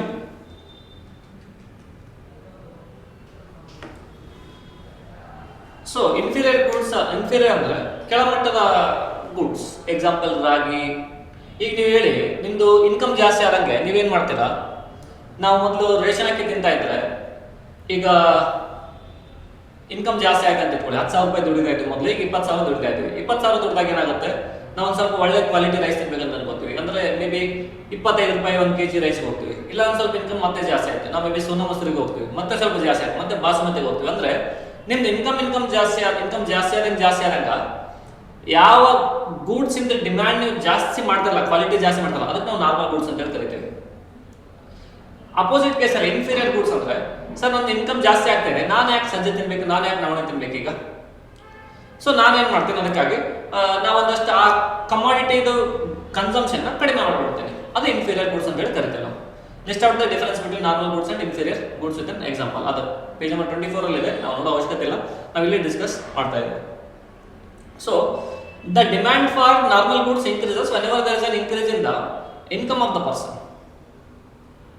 and demand for inferior goods also decreases when there is an increase in the income of the person. ಅಂದ್ರೆ demand ಮತ್ತೆ income ಎರಡು positive relation ಇದೆ. Second difference ಹೇಳ್ತಾ ಇದ್ದಾರೆ. First ಒಂದು difference ಏನು ಹೇಳಿದೆ ನಾನು, ಇನ್ಕಮ್ ಮತ್ತೆ ಇನ್ಕಮ್ ಜಾಸ್ತಿ ಆದಾಗ ಯಾವ ಕಮಾಡಿಟಿ ಡಿಮ್ಯಾಂಡ್ ಜಾಸ್ತಿ ಆಗುತ್ತಲ್ಲ ಅದಕ್ಕೆ ನಾವು ನಾರ್ಮಲ್ ಗೂಡ್ಸ್ ಅಂತ ಕರಿತೀವಿ. ಇನ್ಕಮ್ ಜಾಸ್ತಿ ಆದಾಗ ಯಾವ ಕಮಾಡಿಟಿ ಡಿಮ್ಯಾಂಡ್ ಕಡಿಮೆ ಆಗುತ್ತಲ್ಲ ಅದರದ್ದು ನಾವು ಇನ್ಫೀರಿಯರ್ ಗೂಡ್ಸ್ ಅಂತ ಕರಿತೀವಿ. ಅಂದ್ರೆ ಇನ್ಕಮ್ ಮೇಲೆ ಹೋಗ್ತಾ ಇದೆ, ಡಿಮ್ಯಾಂಡ್ ಆಫ್ ನಾರ್ಮಲ್ ಗೂಡ್ಸ್ ಜಾಸ್ತಿ ಹೋಗ್ತಾ ಇದೆ. ಅಂದ್ರೆ ಇವೆರಡು ಪಾಸಿಟಿವ್ ರಿಲೇಶನ್ಶಿಪ್ ಇದೆ. ಈ ಕಡೆ ನೋಡಿದಾಗ ಇನ್ಕಮ್ ಜಾಸ್ತಿ ಆಗ್ತಿದೆ, ಡಿಮ್ಯಾಂಡ್ ಕಡಿಮೆ ಆಗ್ತದೆ, ಇನ್ಕಮ್ ಜಾಸ್ತಿ ಆಗ್ತಿದೆ, ಡಿಮ್ಯಾಂಡ್ ಕಡಿಮೆ ಆಗ್ತಿದೆ, ರಾಗಿ ಸಜ್ಜೆ ನವಣೆ ಇದಕ್ಕೆಲ್ಲದಕ್ಕೂ. ಸೊ ಅದಕ್ಕೆ ಏನಂತ ಕರಿತೀವಿ ನಾವು, ಇದು ಇನ್ವರ್ಸ್ ರಿಲೇಶನ್ಶಿಪ್ ಅಂತ ಕರಿತೀವಿ. ಸೊ ನಾರ್ಮಲ್ ಗೂಡ್ಸ್ ಅಂಡ್ ಇನ್ಕಮ್ಗೆ ಪಾಸಿಟಿವ್ ರಿಲೇಶನ್ಶಿಪ್ ಇದೆ, ಇನ್ಫೀರಿಯರ್ ಗೂಡ್ಸ್ ಅಂಡ್ ಇನ್ಕಮ್ಗೆ ನೆಗೆಟಿವ್ ರಿಲೇಶನ್ಶಿಪ್ ಇದೆ. ಇದು ಎರಡನೇ ಡಿಫರೆನ್ಸ್. ಇದು 4 ಮಾರ್ಕ್ಸ್ ಇದೆ, ಒಂದು 4 ಡಿಫರೆನ್ಸ್ ಬರೆಯುವ. ಸೊ ಪ್ರೈಸ್ ಚೇಂಜ್ ಆದಾಗ ಯಾವುದಾದ್ರೂ ಪಾಸಿಟಿವ್ಲಿ ಎಫೆಕ್ಟ್ ಆದರೆ ಅದು ನಾರ್ಮಲ್ ಗೂಡ್ ಆಗುತ್ತೆ. Change in the price will affect the goods demand in positive way is called as normal goods. Again change in the income, change in the price will affect the goods in negatively is called as inferior goods. Price ಮತ್ತೆ income ಮತ್ತೆ ನಾವು relationship ನೋಡಿದ್ವಿ, ಈಗ 3 relationship ಆಗಿದೆ. So sorry price effect ಅಲ್ಲ, okay I was thinking about that. So example of this normal goods are maybe branded clothes.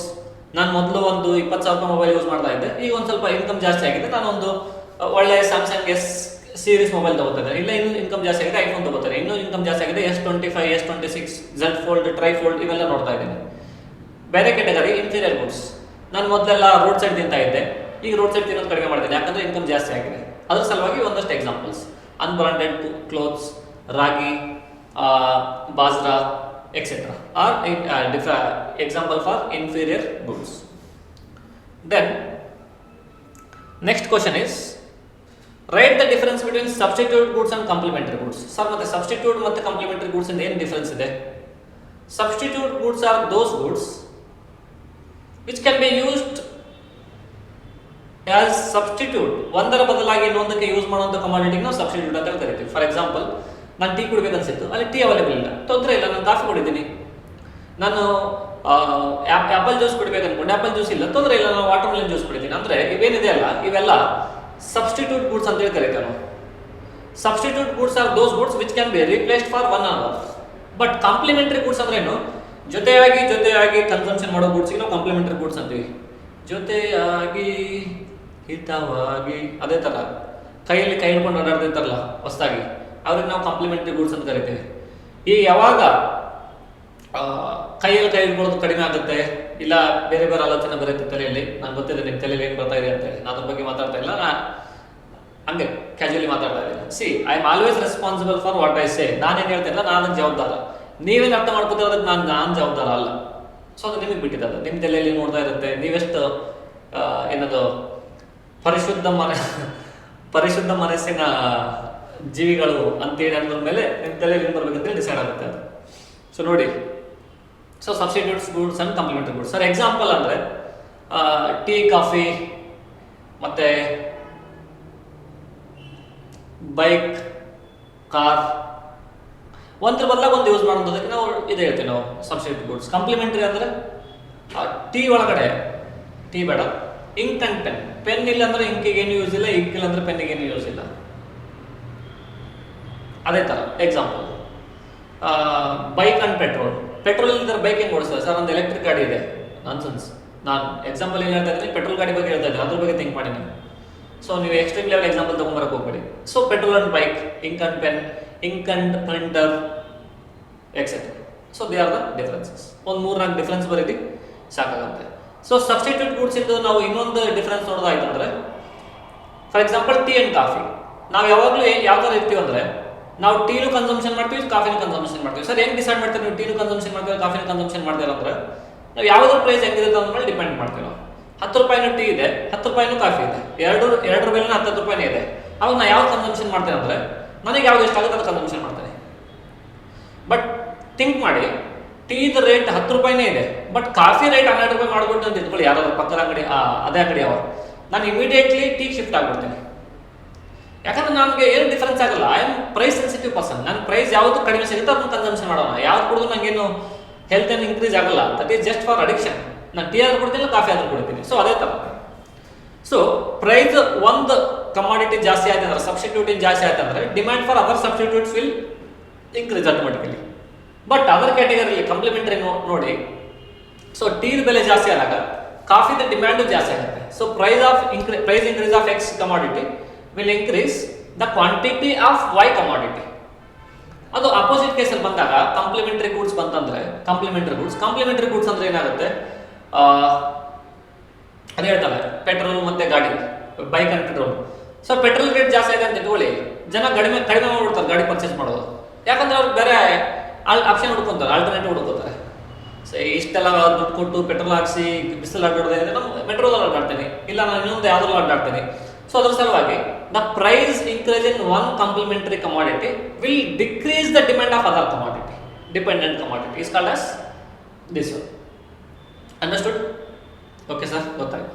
So question number 7, 1, 2, 3, 4, 5, 6, 7 and 8 are very simple question. ಅಲ್ಲಿ ಇದೊಂದು ಏನು ಕೇಳ್ತಾ ಇದ್ದಾರೆ, suppose individual byes 15 apples at a price of 5 rupees per apple. ಅಂದ್ರೆ ಏನಿದೆ, ಒಂದು price ಒಂದು quantity ಎರಡು ಇಲ್ಲೇ ತಗೊಳ್ಳುವ. ಪ್ರೈಸ್ ಎಷ್ಟಿದೆ, 5 ರೂಪಾಯಿ ಪ್ರೈಸ್ ಇದ್ದಾಗ ನಾನು 15 ಕ್ವಾಂಟಿಟಿ ಪರ್ಚೇಸ್ ಮಾಡ್ತೇನೆ. If the price increases to 7 per apple, ಅಂದ್ರೆ 5 ರೂಪೀಸ್ ಇದ್ದಿದ್ದು 7 ರೂಪೀಸ್ ಆಯ್ತು ಅಂತ ಇಟ್ಕೊಳ್ಳಿ ಪ್ರೈಸ್, ಆಗ ನಾನು ಆಪಲ್ ಡಿಮ್ಯಾಂಡ್ ಕಡಿಮೆ ಮಾಡ್ತೀನಿ. ಎಸ್, ನಮ್ಗೆ ಗೊತ್ತಿದೆ ಲಾ ಆಫ್ ಡಿಮ್ಯಾಂಡ್ ಏನಿರುತ್ತೆ, ಯಾವಾಗ ಪ್ರೈಸ್ ಜಾಸ್ತಿ ಆಗುತ್ತೆ ಆವಾಗ ಕ್ವಾಂಟಿಟಿ ಡಿಮ್ಯಾಂಡೆಡ್ ಕಡಿಮೆ ಆಗುತ್ತೆ. ಯಾವಾಗ ಪ್ರೈಸ್ ಕಡಿಮೆ ಆಗುತ್ತೆ ನಾವು ಜಾಸ್ತಿ ಡಿಮ್ಯಾಂಡ್ ಆಗುತ್ತೆ. ನೀವು ನಿಮ್ಮ ಲೋಕಲ್ ಎಕ್ಸಾಂಪಲ್ ಥಿಂಕ್ ಮಾಡಬೇಕಾದ್ರೆ, ನೀವು ಮಾರ್ಕೆಟ್ಗೆ ಹೋಗಿರ್ತಾರೆ, ನಿಮ್ಮ ಮಮ್ಮಿ ಕಳಿಸಿರ್ತಾರೆ 1 kg ಟೊಮೊಟೊ ತಗೊಂಬ ಅಂತೇಳಿ, ಇಲ್ಲ 1 kg ಆನಿಯನ್ ತಗೊಂಬ ಅಂತೇಳಿ, ಉಳ್ಳಾಗಡ್ಡಿ ತಗೊಳ್ಳುವ ಆನಿಯನ್. ಸೊ ನಿಮ್ಮ ಮಮ್ಮಿ ಏನು ಅನ್ಕೊಂಡಿರ್ತಾಳೆ 20 ರೂಪಾಯಿ kg ಇರಬೇಕು ಉಳ್ಳಾಗಡ್ಡಿ ಅಂತೇಳಿ. ಬಟ್ ನೀವು ಮಾರ್ಕೆಟ್ಗೆ ಹೋದಾಗ ಗೊತ್ತಾಗುತ್ತೆ ಇಲ್ಲ 10 ರೂಪಾಯಿಗೆ 2 kg ಸಿಗ್ತಾ ಇದೆ ಅಂತೇಳಿ. ನಿಮ್ಮ ಮನೆಗೆ ಫೋನ್ ಮಾಡ್ತಾರೆ, ಹಂಗಾದ್ರೆ ಒಂದು ಪ್ಯಾಕೆಟ್ ಹಾಕೊಂಡ್ಬಂದ್ಬಿಡು, ಒಂದು 50 kg ತೊಗೊಂಬಂದ್ಬಿಡಿ ಹೆಂಗಾದ್ರು ಅಂತೇಳಿ. ಅಂದ್ರೆ ಪ್ರೈಸ್ ಯಾವಾಗ ಕಡಿಮೆ ಆಗುತ್ತಲ್ಲ ನಿಮ್ದು ಡಿಮ್ಯಾಂಡ್ ಇಮಿಡಿಯೇಟ್ಲಿ ಜಾಸ್ತಿ ಮಾಡಿಬಿಡ್ತೀರ.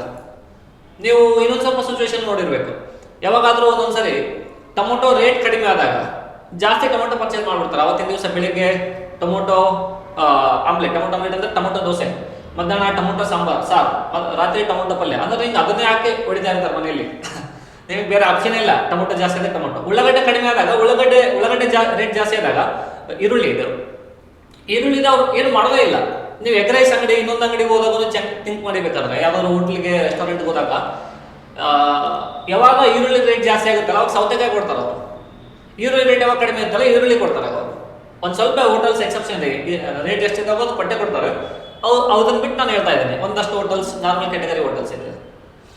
ಸೊ ಅದ್ರ ಸಲುವಾಗಿ ಡಿಮ್ಯಾಂಡ್ ಜಾಸ್ತಿ, ಪ್ರೈಸ್ ಜಾಸ್ತಿ ಆದರೆ ಡಿಮ್ಯಾಂಡ್ ಕಡಿಮೆ ಆಗುತ್ತೆ. ಅವ್ರು ಏನು ಕೇಳಿದ್ದಾರೆ, 12 apples. Find out the price elasticity of demand. Price elasticity of demand ಹೆಂಗೆ ಕಂಡುಹಿಡ್ತೀವಿ, change in percentage of quantity demanded due to percentage change in price.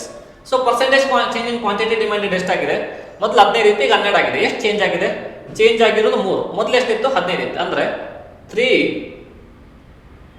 So 15 minus 12 divided by 15 into 100 ಮಾಡಿದ್ರೆ ನಮ್ಗೆ ಸಿಗುತ್ತೆ 15 ಮೈನಸ್ 12 ಮಾಡಿದ್ರೆ 3 ಸಿಗುತ್ತೆ.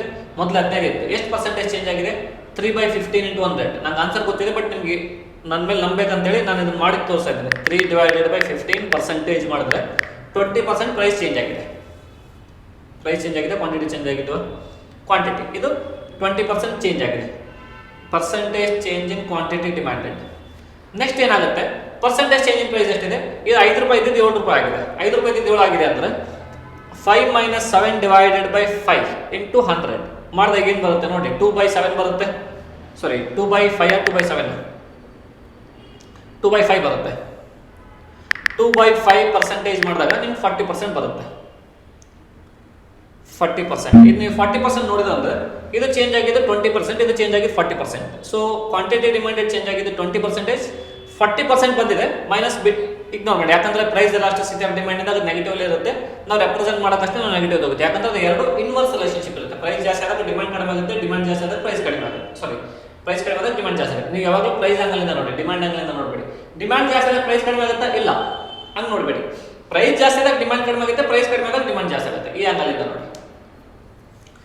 20% divided by 40%. percent cancel ಆದರೆ 0.5 ಅಂದರೆ price elasticity of demand is equal to 0.5 times. You can write it as minus 0.5 times also. Eradu same minus 0.5 times. Okay.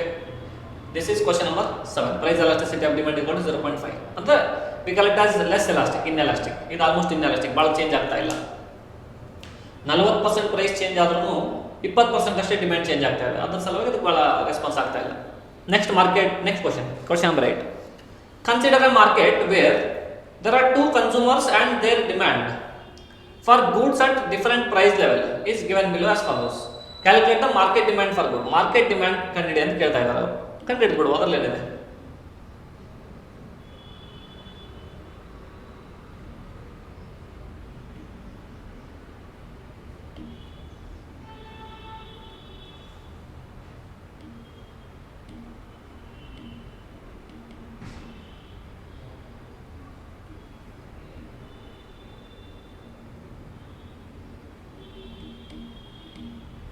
ಒಂದು second, ಇದನ್ನು ಒಂದು ಬೇರೆ ಕಡೆ ಹಾಕುತ್ತೇನೆ.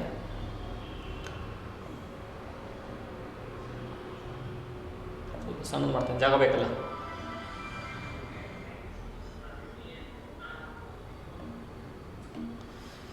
So consider the market where there are two consumers. ಇಬ್ಬರೇ consumers ಇದೆ, ಯಾವ್ದು demand ಕೊಟ್ಟಿದ್ದಾರೆ. ಸೊ ಇಬ್ಬರ ಕನ್ಸ್ಯೂಮರ್ ಮಾರ್ಕೆಟ್ ಇದ್ದಾಗ ಏನಾಗುತ್ತೆ, ಇಬ್ಬರು ಸೇರಿದ ಒಂದು ಮಾರ್ಕೆಟ್ ಆಗ್ಬಿಡುತ್ತೆ.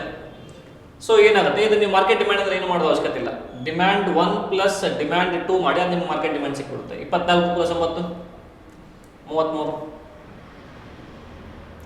8 ಪ್ಲಸ್ 20 28, 18 ಪ್ಲಸ್ 7 ಎಷ್ಟಾಗುತ್ತೆ, 25 ಆಗುತ್ತೆ. 16 6 22, 14 5 19, 12 4 16, 10 3 13, 8 2 10. ಅಂದರೆ ನೀವು ಪ್ರೈಸ್ ಹೆಂಗೆ ಜಾಸ್ತಿ ಆಗುತ್ತೆ ಹಂಗೆ ಡಿಮ್ಯಾಂಡ್ ಮಾರ್ಕೆಟಲ್ಲಿ ಕಡಿಮೆ ಆಗುತ್ತೆ ಅಂತ ಹೇಳ್ತಾ ಇದ್ದಾರೆ. ಸೊ ಅದು ಸಿಂಪಲ್ ಇದೆ. ಪ್ರೈಸ್ ಜಾಸ್ತಿ ಆದಾಗ ಡಿಮ್ಯಾಂಡ್ ಕಡಿಮೆ ಆಗುತ್ತೆ, ಇದಾಗುತ್ತೆ. ಅವರು ಡಯಾಗ್ರಾಮ್ ಕೇಳಿಲ್ಲ, ಸೊ ಅದಕ್ಕೆ ನಾವು ಡಯಾಗ್ರಾಮು ಆಗ್ತಾ ಇಲ್ಲ. ಸೊ ಅದು ಅವಶ್ಯಕತೆ ಇಲ್ಲ. ಸೊ ಮುಂದೆ ಯಾವುದೋ ಒಂದು ಕ್ವಶನ್ ಕೇಳಿದ್ದಾರೆ ಡಯಾಗ್ರಾಮ್, ಆ ಕ್ವಶನ್ ಬಂದಾಗ ನೋಡುವ. ಅರ್ಥ ಆಯ್ತಾ? Market demand is it is summation of individual demands of the consumers in the market. This is what market demand. Is it okay? ಎಲ್ಲರೂ ಗೊತ್ತಾಯ್ತಾ? 8 ಪ್ರಶ್ನೆಗಳು ಈಗ ನಿಮ್ಮ ಮುಂದೆ.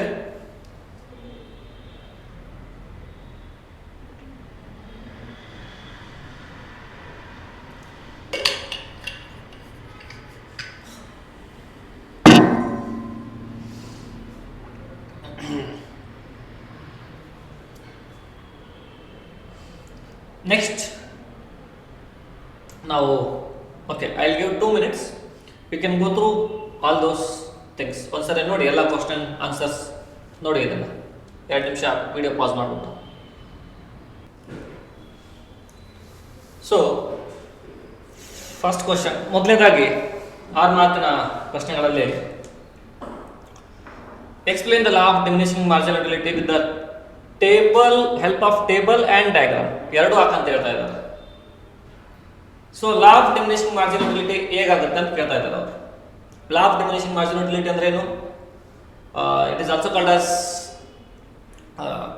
ಕಾರ್ಡಿನಲ್ ಅನಾಲಿಸಿಸ್, ವೇರ್ ನೀವು ಏನು ಇಳಿಮುಖ ಸೀಮಾಂತ ಟೆಸ್ಟ್ಗಳ ನಿಯಮ ಕನ್ನಡದಲ್ಲಿ ಹೇಳ್ಬೇಕಂದ್ರೆ ಯಾವ ಥರ ಒಂದೊಂದೇ ಜಾಸ್ತಿ ಯೂನಿಟ್ಸ್ ಕನ್ಸಂಪ್ಷನ್ ಮಾಡ್ಕೊಂಡು ಹೋಗ್ತೀರಾ, ಅದರದ್ದು ನಿಮ್ದು ಯುಟಿಲಿಟಿ ಕಡಿಮೆ ಹಾಕೊಂಡು ಬರುತ್ತೆ. ನಿಮ್ಮದು ಟೋಟಲ್ ಯುಟಿಲಿಟಿ ಜಾಸ್ತಿ ಆಗುತ್ತೆ, ಮಾರ್ಜಿನ್ ಯುಟಿಲಿಟಿ ಕಡಿಮೆ ಆಗುತ್ತೆ. ಯಾವ್ರೇಜ್ ಯುಟಿಲಿಟಿ ಅದೇ ಥರ ಅಂದರೆ ದಟ್ ಮೀನ್ಸ್ ಅದು ಒಂದು ಫ್ಲೋ ಅಲ್ಲಿ ಇನ್ಕ್ರೀಸ್ ಆಗಿ ಡಿಕ್ರೀಸ್ ಆಗಿ ಅದಾಗುತ್ತೆ. But total utility plus average utility ಯಾವಾಗಲೂ ಪಾಸಿಟಿವ್ ಆಗಿರುತ್ತೆ.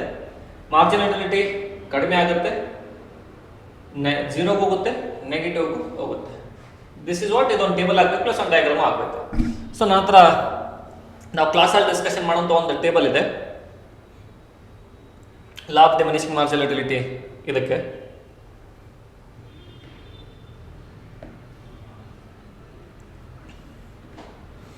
ಸೊ ಇಲ್ಲಿ ನೋಡಿ ನೀವು ಏನಾಗ್ತಿದೆ ಇಲ್ಲಿ, ಕ್ವಾಂಟಿಟಿ ಆಫ್ ಲೇಬರ್, ಇದು ಪ್ರಾಡಕ್ಟ್ ಇದೆ, ನಾವು ಯುಟಿಲಿಟಿ ಅಂತ ಅನ್ಕೋಬೋದು. ಸೊ ನೀವು ಇಲ್ಲಿ ನೋಡಿದ್ರೆ law of diminishing marginal utility ಇದು ನಮ್ಮ CA ರಿಲೇಟೆಡ್ ಮಟೀರಿಯಲ್. ಸರ್ ಏನು ಲಾ ಆಫ್ ಡಿಮಿನಿಷಿಂಗ್ ಮಾರ್ಜಿನಲ್ ಯುಟಿಲಿಟಿ ಅಂದರೆ ನಾವು ಕಾರ್ಡಿನಲ್ ಯುಟಿಲಿಟಿ ಅಂತ ಕರಿತೀವಿ, ಫೈವ್ ಮಾಡೋಕ್ಕಾಗುತ್ತೆ, ಕ್ವಾಂಟಿಫೈ ಮಾಡೋಕ್ಕಾಗುತ್ತೆ ಅಂದರೆ ಇದು ನಮ್ಮ ನ್ಯೂಮರಿಕಲ್ ನಂಬರ್ಸ್ ಎಲ್ಲ ನಾವು ರೆಪ್ರೆಸೆಂಟ್ ಮಾಡೋಕ್ಕಾಗುತ್ತೆ. ಸರ್ ಏನಿದು ಅವ್ರು ಕ್ವಶನ್ದಲ್ಲಿ ಕೇಳಿದಾರೆ ಕ್ಲಿಯರ್ ಕಟ್ ಆಗಿ explain the table and diagram. So ನೀವು ಇದೇ ಟೇಬಲ್ ಅಂದರೆ ಇದೇ ಡಯಾಗ್ರಾಮ್ ಹಾಕ್ಬೋದು ನಾವು. Total and margin utility schedule ಅಂತ ಹೇಳ್ತಿರ್ತೀವಿ ನಾವು. ಸೊ ಟೀ ಕನ್ಸಂಪ್ಷನ್, ನಾವು ಒಂದು ಟೀ ಕನ್ಸಂಪ್ಷನ್ ಮಾಡಿದಾಗ ನಮ್ಮದು ಟೋಟಲ್ ಯುಟಿಲಿಟಿ ಎಷ್ಟಿದೆ, ಮಾರ್ಜಿನ್ ಯುಟಿಲಿಟಿ ಎಷ್ಟಿದೆ, again second 1 3rd 4th 11th ಅங்கே ಜಾಸ್ತಿ ಆಗಿ ಪ್ಲಸ್ ಇದು ಮಾರ್ಜಿನ್ ಯುಟಿಲಿಟಿ.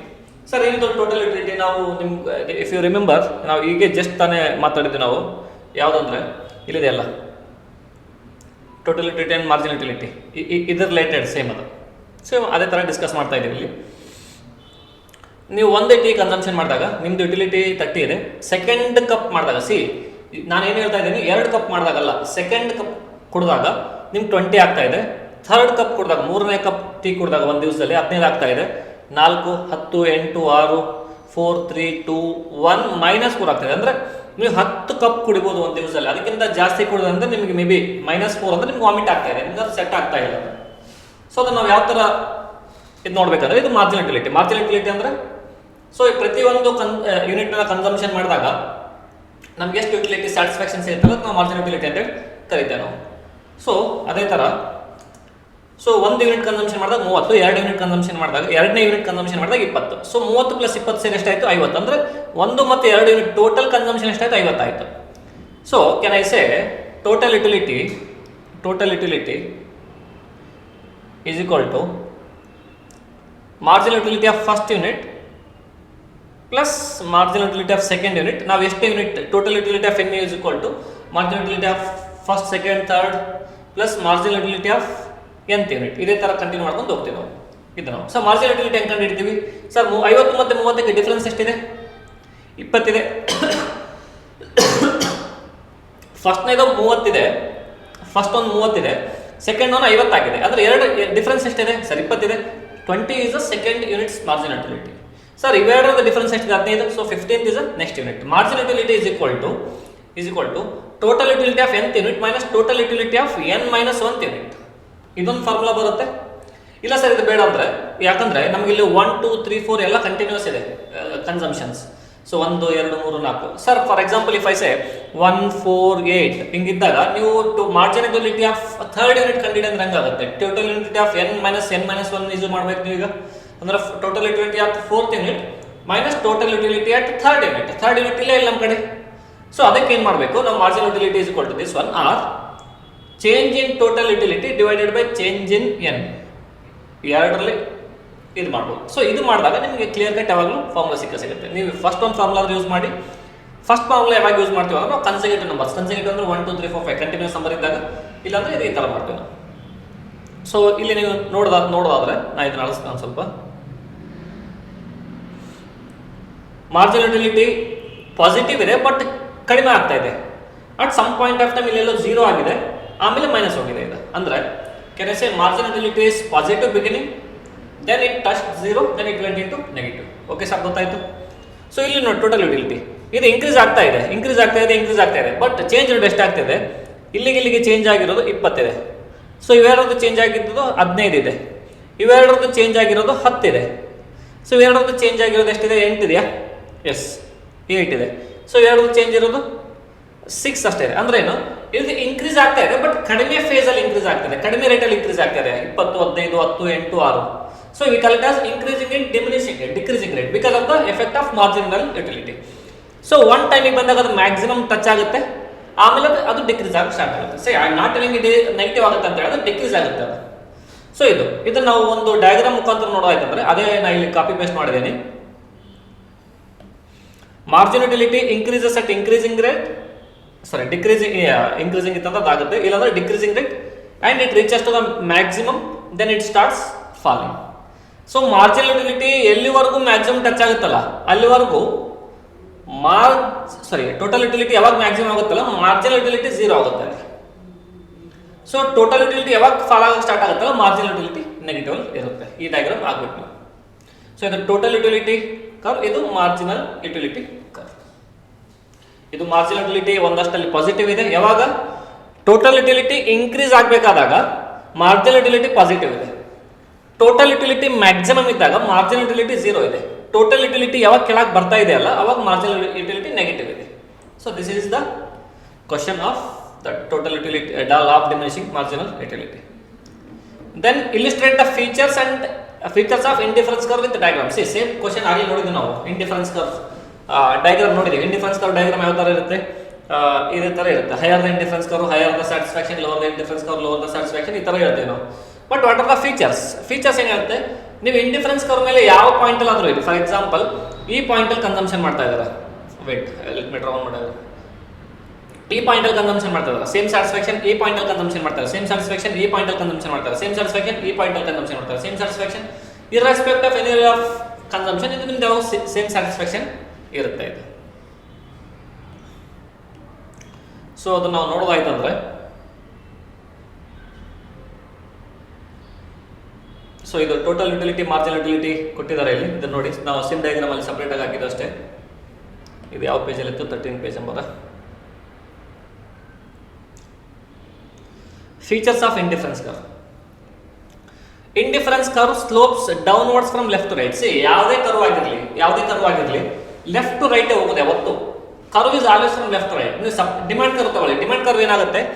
ಹಿಂಗೆ ಬರುತ್ತೆ, ಇಲ್ಲಿಂದ ಸ್ಟಾರ್ಟ್ ಆಗಿ ಈ ಕಡೆ ಬರುತ್ತೆ. ಅಂದರೆ left to right downward sloping ಇದೆ ಇದು ಡಿಮ್ಯಾಂಡ್ ಕರ್ವ್. ನೀವು ಸಪ್ಲೈ ಕರ್ವ್ ತಗೊಳ್ಳಿ, ಈ ಥರನೇ ಆಗೋದು. ಇದು left to right but upward sloping ಇದೆ. ಸೊ ಯಾವುದೇ ಕರ್ವ್ ಇರಲಿ ಅದು ಲೆಫ್ಟ್ ಟು ರೈಟ್ ಹೋಗೋದು. Majority of the curves left to right ಹೋಗೋದು, except that in elastic demand, ಅದು ಪ್ರೈಸ್ ಎಲಾಸ್ಟಿಕ್ ಡಿಮ್ಯಾಂಡ್ ಇರುತ್ತಲ್ಲ. ಸೊ ಇಲ್ಲಿ ಇದು ಹಾರಿಜಾಂಟಲ್ ಆಗುತ್ತೆ, ಇಲ್ಲ ಇದು ವರ್ಟಿಕಲ್ ಆಗುತ್ತೆ. ಅದೊಂದು ಸ್ವಲ್ಪ ಎಕ್ಸೆಪ್ಷನ್ಸ್ ಬಿಟ್ಟರೆ always it is indifference curve slopes downwards from left right. ಅಂದರೆ ಲೆಫ್ಟ್ ಇಂದ ರೈಟ್ಗೆ ಹೋಗೋದು ಬಟ್ ಡೌನ್ವರ್ಡ್ ಹೋಗುತ್ತೆ ಇದು indifference curve. That is the first slope. ಅಂದ್ರೆ ಏನು ಹೇಳ್ತಾ ಇದೆ ಇದು? 10 ಯೂನಿಟ್ ಆಫ್ ಮ್ಯಾಂಗೋ ಕನ್ಸಂಪ್ಷನ್ ಮಾಡ್ತಾ ಇದ್ರೆ 3 ಯೂನಿಟ್ ಆಫ್ ಬನಾನಾ ಕನ್ಸಂಪ್ಷನ್ ಮಾಡ್ಬೋದು. ಅದಕ್ಕಿಂತ ಸ್ವಲ್ಪ ಕಡಿಮೆ ಮಾಡಿದಾಗ ನೀನು 4 ಯೂನಿಟ್ ಬನಾನಾ ಮಾಡ್ಬೋದು, 8 ಯೂನಿಟ್ ಇದು ಮಾಡ್ಬೋದು, ಇಲ್ಲ 6 ಮಾಡ್ಬೋದು, ಇಲ್ಲ 5 ಮಾಡ್ಬೋದು, ಈ ತರ. ಸೊ ಅದ್ರ ಸಲುವಾಗಿ ಇದು left right indifference curve slope ಆಗ್ತಾ ಇದೆ. ಅದು ಫಸ್ಟ್ ಫೀಚರ್. ಅದು ಸೆಕೆಂಡ್ ಏನಂದ್ರೆ, ಇದು higher indifference curve gives greater level of utility. ಅಂದ್ರೆ ನಾನು ಯಾವಾಗ ನಾ ಹೇಳಿದ್ನಲ್ಲ, ಈ ಇದರಲ್ಲಿ ನಾ ಎಷ್ಟು ಹೈ ಹೋಗ್ತೀನಲ್ಲ ಅಷ್ಟು ನಂಗೆ ಸ್ಯಾಟಿಸ್ಫ್ಯಾಕ್ಷನ್ ಜಾಸ್ತಿ ಸಿಗುತ್ತೆ. Higher the indifference curve shows the higher level of utility. Then two indifference curve never intersect each other. ಈ ತರ ಯಾವತ್ತು ಆಗೋಕ್ಕೆ ಸಾಧ್ಯನೇ ಇಲ್ಲ. ಯಾಕಂದ್ರೆ ಇದು ಇಟ್ಕೊಳ್ಳಿ ನೀವೀಗ 10 ಮ್ಯಾಂಗೋಸ್ ಆ್ಯಂಡ್ 3 ಬನಾನಾಸ್. ಸೊ ಇಲ್ಲಿ ಇಂಟರ್ಸೆಕ್ಟ್ ಆಗಿ ಅಂತ ಇಟ್ಕೊಳ್ಳಿ. ಇದೇನು ಹೇಳ್ತಾ ಇದೆ ಇದು? For example 8 mangoes and 5 bananas. ಇಲ್ಲಿ ಮುಂದೆ ಬಂದಾಗ ಈ ಕೆಟಗರಿ ನೋಡಿ, ಬಿ ಕೆಟಗರಿ ನೋಡಿ, ಇದು ಸಿ 9,5 ಇದೆ. 9,5 ಅಂದ್ರೆ ಒಂದು 9 ಮಿನಿಟ್ಸ್ ಇದೆ, ಒಂದು 5 ಮಿನಿಟ್ಸ್ ಇದೆ. ಓಕೆ, ಇದು 7,10 ಇದೆ. ಇದು ಒಂದಷ್ಟು ಟೇಬಲ್ ಮೇಲೆ ಡಿಪೆಂಡೆಂಟ್ ಆಗಿದೆ ಅನ್ಸುತ್ತೆ amount. Quantity of mango, quantity of banana ಅಲ್ಲಿದೆ ನೋಡಿ ಅದರ ಮೇಲೆ. ಇದು 9,7 ಇದೆ. ಅಂದ್ರೆ ಈ ಇಂಡಿಫರೆನ್ಸ್ ಕರ್ವ್ ಇಲ್ಲಿ ಬಂದಾಗ ಇಲ್ಲಿ ನಂಗೆ ಜಾಸ್ತಿ ಅಮೌಂಟ್ ಆಫ್ ಸ್ಯಾಟಿಸ್ಫ್ಯಾಕ್ಷನ್ ಸಿಗ್ತಾ ಇದೆ, ಇಲ್ಲಿ ಜಾಸ್ತಿ ಸಿಗ್ತಾ ಇದೆ. ಅದೇನು ಹೇಳುತ್ತೆ? Higher indifference curve is higher level of satisfaction. ಅಂದ್ರೆ ಈ ಕರ್ವ್ ಇಲ್ಲಿ ನಂಗೆ ಕಡಿಮೆ ಸ್ಯಾಟಿಸ್ಫ್ಯಾಕ್ಷನ್ ಸಿಗ್ತಿದೆ, ಈ ಕರ್ವ್ ಇಲ್ಲಿ ಮುಂದೆ ಇದೆ. ಬಟ್ ಈ ಕಡೆ ಬಂದಾಗ ಇದು ಜಾಸ್ತಿ ಆಗ್ತಿದೆ, ಇದು ಕಡಿಮೆ ಆಗ್ತಿದೆ. ಅದರ ಸಲುವಾಗಿ ಯಾವತ್ತು ಯಾವ ಇಂಡಿಫರೆನ್ಸ್ ಕರ್ವ್ ನಮ್ಗೆ ಇಂಟರ್ಸೆಕ್ಟ್ ಆಗಲ್ಲ. So it is always this way. Higher the indifference curve, higher the level of satisfaction. Two indifference curve never intersect each other. Intersect ಅಂದ್ರೆ ಯಾವತ್ತು ಕ್ರಾಸ್ ಆಗಲ್ಲ. This are the main differences. ಇದೊಂದ್ಸಲ ನೋಡಿ ನಿಮ್ಗೆ ಗೊತ್ತಾಗುತ್ತೆ explanation ಎಷ್ಟು ಬರೀಬೇಕಂತೇಳಿ. So explain the changes in budget set with the help of diagram. Budget set change ಆಗೋದು ಯಾಕಂದ್ರೆ ಒಂದು ನಾವು ಸ್ಯಾಟಿಸ್ಫ್ಯಾಕ್ಷನ್ ಕಮಾಡಿಟಿ ಇದು ತಗೊಂಡಾಗ ಒಂದು ಕಮಾಡಿಟಿನ ಇದು ಮಾಡಬೇಕು, ಏನೋ ರಿಲೀಸ್ ಮಾಡಬೇಕು ನಮ್ಮ ಇದರ ಒಳಗಡೆ ಅಂತ. Change of budget set. So ಇಲ್ಲಿದೆ, a set of available bundles depends on the prices of two goods and the income of consumers. When the price of each either good or consumer income changes, the set of variable bundles is also likely to change. Suppose the consumer income changes from M to M1, but the prices of the two goods remains unchanged. ಅಂದ್ರೆ ನಂದು 10,000 20,000 ರೂಪಾಯಿ income ಆಯಿತು, but ಎಷ್ಟು ರೂಪಾಯಿಗೆ ನಮ್ಮದು mango, ಎಷ್ಟು ರೂಪಾಯಿಗೆ ನಮ್ಮದು ಬನಾನಾ ಅವೈಲೇಬಲ್ ಇತ್ತಲ್ಲ, ಸೇಮ್ ರೇಟ್ಗೆ ಅವೈಲೇಬಲ್ ಇದೆ ಈಗ. With the new income, the consumer can afford to buy all bundles X1, X2, P1, X1, P2, X2 is still less than my budget line. Now the equation of budget line is, so ಎಷ್ಟು X consumption ಮಾಡ್ತೀನಿ, ಎಷ್ಟು X2 consumption ಮಾಡ್ತೀನಿ, total M1 equal ಆಗುತ್ತೆ. So ಅದ್ರ ಸಲುವಾಗಿ budget changes in budget set, ಯಾಕಂದ್ರೆ ನಮ್ದು ಒಂದು ಇನ್ಕಮ್ ಅಲ್ಲಿ ಚೇಂಜ್ ಆಗ್ತಾ ಇದೆ, ಅದ್ರ ಸಲುವಾಗಿ ಬಜೆಟ್ ಸೆಟ್ ಚೇಂಜ್ ಆಗ್ತದೆ. ನಾವು ಈ ಕ್ಯಾಟಗರಿ ಇದ್ದಾಗ ನಮ್ದು ಇನ್ಕಮ್ ಚೇಂಜ್ ಆಗಿದ್ದಕ್ಕೆ ಪ್ರೈಸ್ ಸೇಮ್ ಇದ್ದದಕ್ಕೆ ನಾವು ಮೇ ಬಿ ಇನ್ನೊಂದು ಸೆಟ್ಟಿಗೆ ತಗೋತಾ ಇದೀವಿ ಈಗ ನಾವು. Changes in budget set. So income ಕಡಿಮೆ ಆದಾಗ ಈ ಬಜೆಟ್ ಲೈನ್ ಈ ಕಡೆ ಶಿಫ್ಟ್ ಆಗುತ್ತೆ, ಇನ್ಕಮ್ ಜಾಸ್ತಿ ಆದಾಗ ಈ ಕಡೆ ಶಿಫ್ಟ್ ಆಗುತ್ತೆ. ಸೊ ಇನ್ಕಮ್ ನಾವು ಮೊದಲು ಕನ್ಸಂಪ್ಷನ್ ಮಾಡ್ತಿದ್ವಿ, ಇನ್ಕಮ್ ಕಡಿಮೆ ಆಯಿತು. ಇನ್ಕಮ್ ಕಡಿಮೆ ಆದಾಗ ನಾವು ಇದೇ ಕನ್ಸಂಪ್ಷನ್ ಮಾಡಿದ್ವಿ ಅಂದ್ರೆ ನಮ್ಮ ಬಜೆಟ್ಗಿಂತಲೂ ಜಾಸ್ತಿ ಖರ್ಚಾಗ್ತಾ ಇದೆ, ಯಾಕಂದ್ರೆ ನಮ್ಮ ಬಜೆಟ್ ಎಲ್ಲಿಗೆ ಬಂತು ಈಗ. Green colour is our budget, red colour is our consumption. Income ಇಷ್ಟಿದ್ದಾಗ ನಾವು ಮಾಡ್ತಾ ಇದೀವಿ, ಬಟ್ ಈ ಕಡೆ ಆದಾಗ ಇಲ್ಲಿ ಶಿಫ್ಟ್ ಆಗಲೇಬೇಕು, ಇಲ್ಲ ಈ ಕಡೆ ಇದ್ದಾಗ ನಮ್ದು ಇನ್ನೂ ಜಾಸ್ತಿ ದುಡ್ಡು ಉಳಿತಾ ಇದೆ.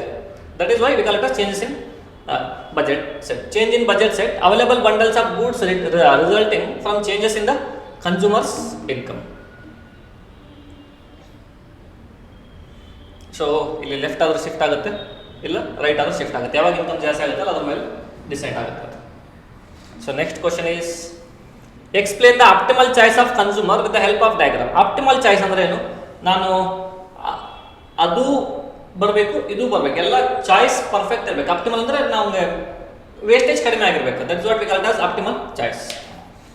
So budget set consists of all bundles that are available to consumers. The consumer can choose her consumption or his consumption bundle from the budget set. So ಈ ತರ ಇದ್ದಾಗ ಅವನು ಯಾವುದಾದ್ರು ಸೆಟ್ ಚೂಸ್ ಮಾಡ್ಕೋಬಹುದು.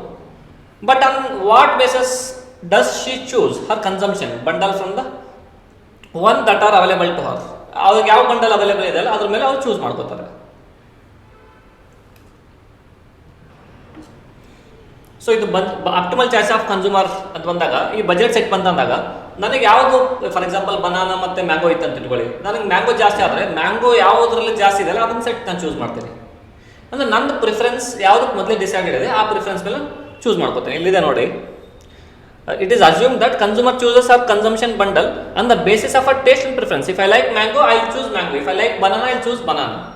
Over the bundles in the budget set. ಬೇರೆ ಬೇರೆ bundles ಇದ್ದು ನಾನು ತಲೆ ಕೆಡಿಸ್ಕೊಳ್ಳೋದು, ನನಗೇನು ಅವಶ್ಯಕತೆ ಇದೆ ಅದನ್ನು ಚೂಸ್ ಮಾಡ್ಕೋತೇನೆ. That is what optimal choice. Optimal choice ಅಂದ್ರೆ ನನಗೆ ಬೇಕಾಗಿದ್ದು ನಾನು ತಗೋತೀನಿ, ಈಕ್ವಲ್ ಆಗಿ ಇರ್ತೀನಿ. I don't want to go it in the losses part.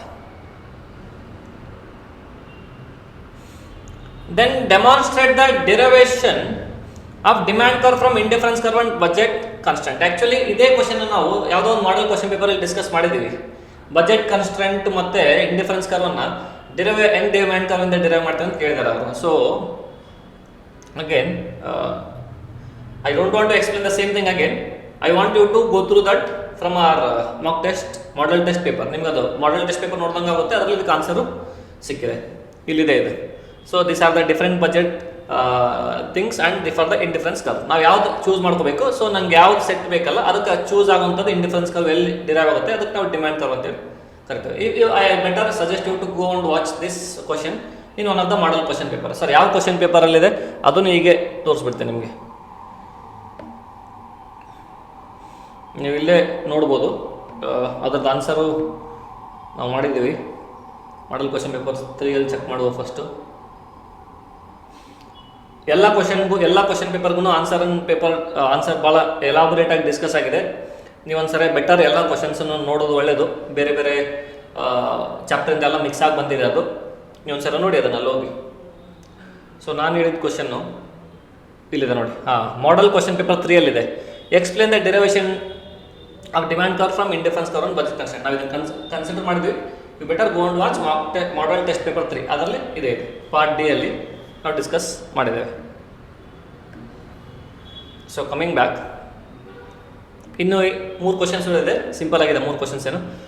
Explain the movement along the demand curve and shift in the demand curve with the help of 2 diagram. Sir movement along the demand curve ಅಂದ್ರೆ for example ಅವ್ರು 2 diagram ಹೇಳ್ತಾರೆ, ನಾವು 2 diagram ಇಲ್ಲೇ ಹಾಕೊಳ್ಳೋದು.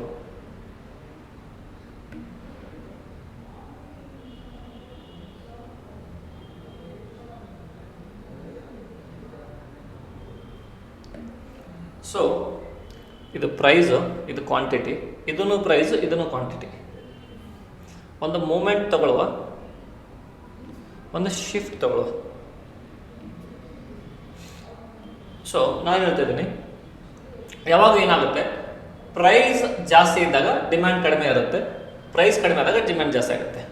So price okay, ನಾವೊಂದಿಲ್ಲ table ಹಾಕೊಂಡು price and quantity 10 okay 1 2 3 4 5. Price ಕಡಿಮೆ ಇದ್ದಾಗ ಇದು 10 ಯೂನಿಟ್ಸ್ ಇದೆ, ಆಮೇಲೆ 8 ಆಗಿದೆ, 6 ಆಗಿದೆ, 4 ಆಗಿದೆ, 2 ಆಗಿದೆ. ಸೊ ಅಂದ್ರೆ ಏನು, ಪ್ರೈಸ್ 1 ರೂಪಿ. ಸೊ ಪ್ರೈಸ್ ಇಲ್ಲಿದ್ದಾಗ ಡಿಮ್ಯಾಂಡ್ 10 ಇದೆ, 2 4 6 8 10 1 2 3 4 5 1 2 3 4 5 1 ಸಾರಿ ಇದು 1 ಅಲ್ಲ 2 ಇಂದ ತೊಗೊಂಡಿದ್ದೀನಿ, 2 4 6 8 ಆ್ಯಂಡ್ 10. ಸೊ ಏನಾಗ್ತಾ ಇದೆ ಇಲ್ಲಿ ನೀವು ನೋಡಿದರೆ ಪ್ರೈಸ್ 1 ಇದ್ದಾಗ ಎಷ್ಟಿದೆ, ಈ ಕಡೆ ಸೈಡ್ ಪ್ರೈಸ್ ಇದೆಲ್ಲ 1 ಇದ್ದಾಗ ಕ್ವಾಂಟಿಟಿ 10 ಇದೆ, ಅಂದರೆ ಇಲ್ಲಿದೆ. ನೆಕ್ಸ್ಟು 2 ಆದಾಗ 8 ಆಗಿದೆ, 3 ಆದಾಗ 6 ಆಗಿದೆ, 4 ಆದಾಗ 4 ಇದೆ, ಐ ಥಿಂಕ್ 4 ಆ್ಯಂಡ್ 4, 5 ಆದಾಗ 2 ಇದೆ. ಇದಕ್ಕೆ ನಾವು ಡಿಮ್ಯಾಂಡ್ ಕರ್ವ್ ಅಂತೇಳಿ ಕರಿತೀವಿ. ಅಂದರೆ ಏನಿದು ಸರ್, ಏನಿದೆ ಅರ್ಥ ಇದು? ನಾವು ಎಲಾಬೊರೇಟಾಗಿ ನೋಡೋದಾಯ್ತಂದರೆ, ಪ್ರೈಸ್ ಕಡಿಮೆ ಆದಾಗ ಡಿಮ್ಯಾಂಡ್ ಜಾಸ್ತಿ ಆಗುತ್ತೆ, ಇಲ್ಲ ಪ್ರೈಸ್ ಜಾಸ್ತಿ ಆದಾಗ ಡಿಮ್ಯಾಂಡ್ ಕಡಿಮೆ ಆಗುತ್ತೆ. ಇದು ಈ ಥರ ಇದೆ. ಸೊ 1 2 3 4 5 ಇದು 2 4 6 ಇದೆ. When there is a change in price as well as demand, price as well as demand ಎರಡು ಕಡೆನೂ ಚೇಂಜ್ ಆಯ್ತಂದ್ರೆ, ಸಾರಿ ಪ್ರೈಸ್ ಸಲುವಾಗಿ ಡಿಮ್ಯಾಂಡ್ ಏನಾದರೂ ಚೇಂಜ್ ಆದರೆ ಅದಕ್ಕೆ ನಾವು ಮೂಮೆಂಟ್ ಅಲ್ಲ ಅಂತ ಸೇಮ್ ಡಿಮ್ಯಾಂಡ್ ಕರ್ವ್ ಅಂತ ಕರಿತೀವಿ. ಅಂದರೆ ನಾವು ಮೊದಲು ಈ ಪಾಯಿಂಟಲ್ಲಿ ಇದ್ವಿ, ಯಾವ ಪಾಯಿಂಟಲ್ಲಿ? ಈ ಪಾಯಿಂಟಲ್ಲಿ ಇದ್ವಿ. ಈಗ ಪ್ರೈಸ್ ಜಾಸ್ತಿ ಆಗಿದ್ದಕ್ಕೆ ಡಿಮ್ಯಾಂಡ್ ಕಡಿಮೆ ಆಯಿತು ಅಂದರೆ ನಾವು ಒಂದೇ ಕರ್ವಲ್ಲಿ ಲೆಫ್ಟ್ ಮೂವ್ ಆಗ್ತಾ ಇದ್ದೀವಿ. ಇಲ್ಲ ಸರ್, ನಂದು ಪ್ರೈಸ್ 5 ರೂಪೀಸ್ ಇತ್ತು, ಡಿಮ್ಯಾಂಡ್ 2 ಯೂನಿಟ್ಸ್ ಇತ್ತು, ಬಟ್ ಪ್ರೈಸ್ ಕಡಿಮೆ ಆಗಿದ್ದಕ್ಕೆ ಏನಾಯಿತು, ನಾನು 4 ಯೂನಿಟ್ಸಿಗೆ ಬಂದಾಗ ಇಲ್ಲಿಂದ ಇಲ್ಲಿಗೆ ಮೂವ್ ಆಗ್ತಾ ಇದೆ. ಅಂದರೆ movement along the same different demand curve is called as ಇದು. ಅಂದರೆ ಯಾವಾಗ ಆಗುತ್ತೆ ಇದು?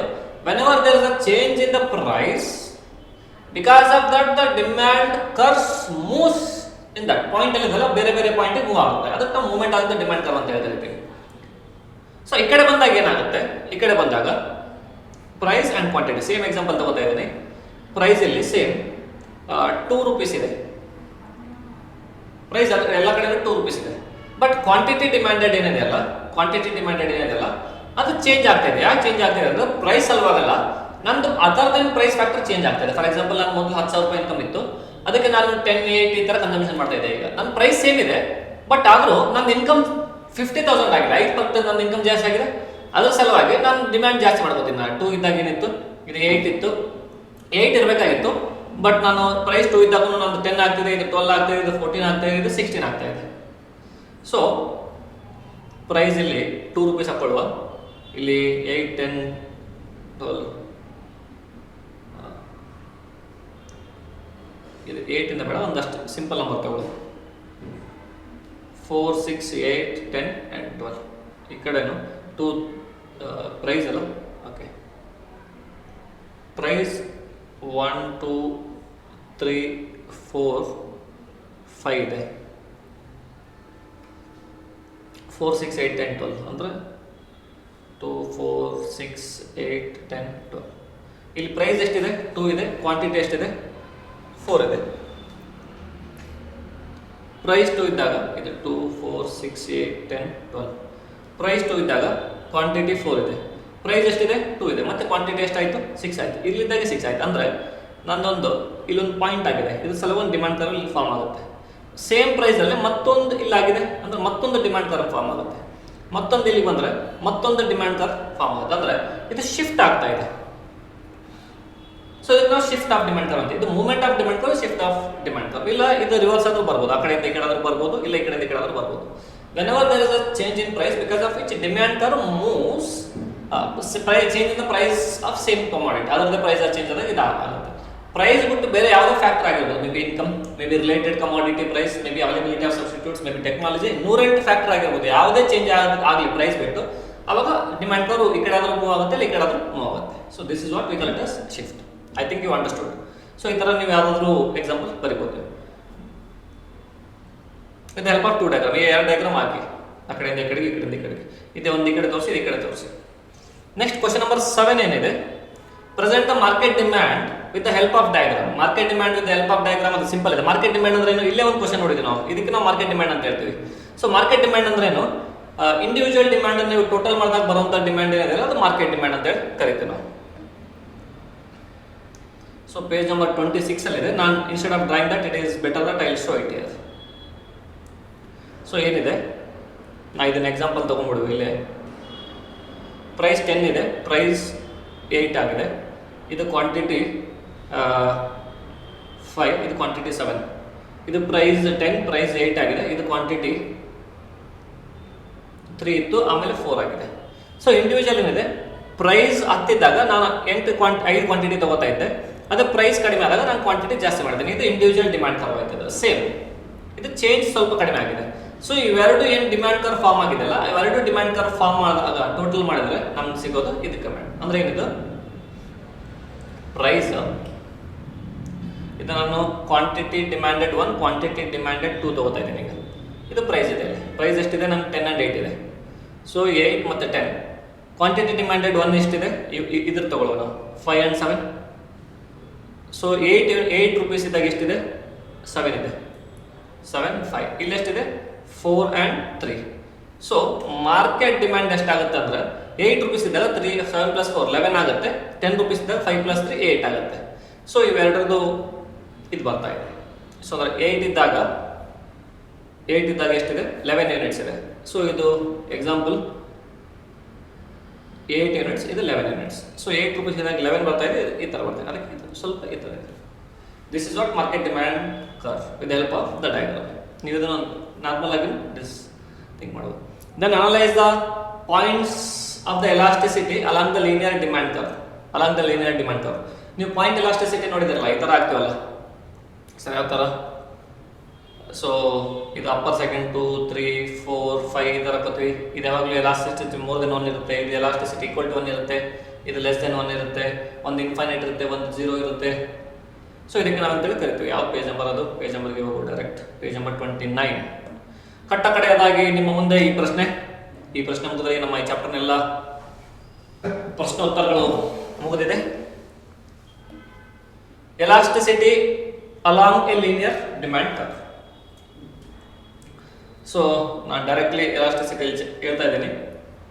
ಇದಕ್ಕೆ ನಾವು ಯಾವ ಥರ ಸಾಲ್ವ್ ಮಾಡ್ತೀವಿ ಅಂದರೆ, ಇದು ನಾವು lower segment divided by upper segment ಅಂತೇಳಿ ಫಾರ್ಮುಲಾ ಹಾಕ್ತೀವಿ. ನಾವು lower segment divided by upper segment ಅಂದರೆ ನಾವು ಈ ಪಾಯಿಂಟಲ್ಲಿ ಕಂಡಿದ್ದೇವೆ, ಈ ಪಾಯಿಂಟ್ ಬೇಡ, ಈ ಪಾಯಿಂಟಲ್ಲಿ ಕಂಡಿದ್ದೇವೆ ಅಂತ ಇಟ್ಕೊಳ್ಳಿ. ಈಗ ಲೋವರು 1, 2, 3 ಸೆಗ್ಮೆಂಟ್ ಇದೆ.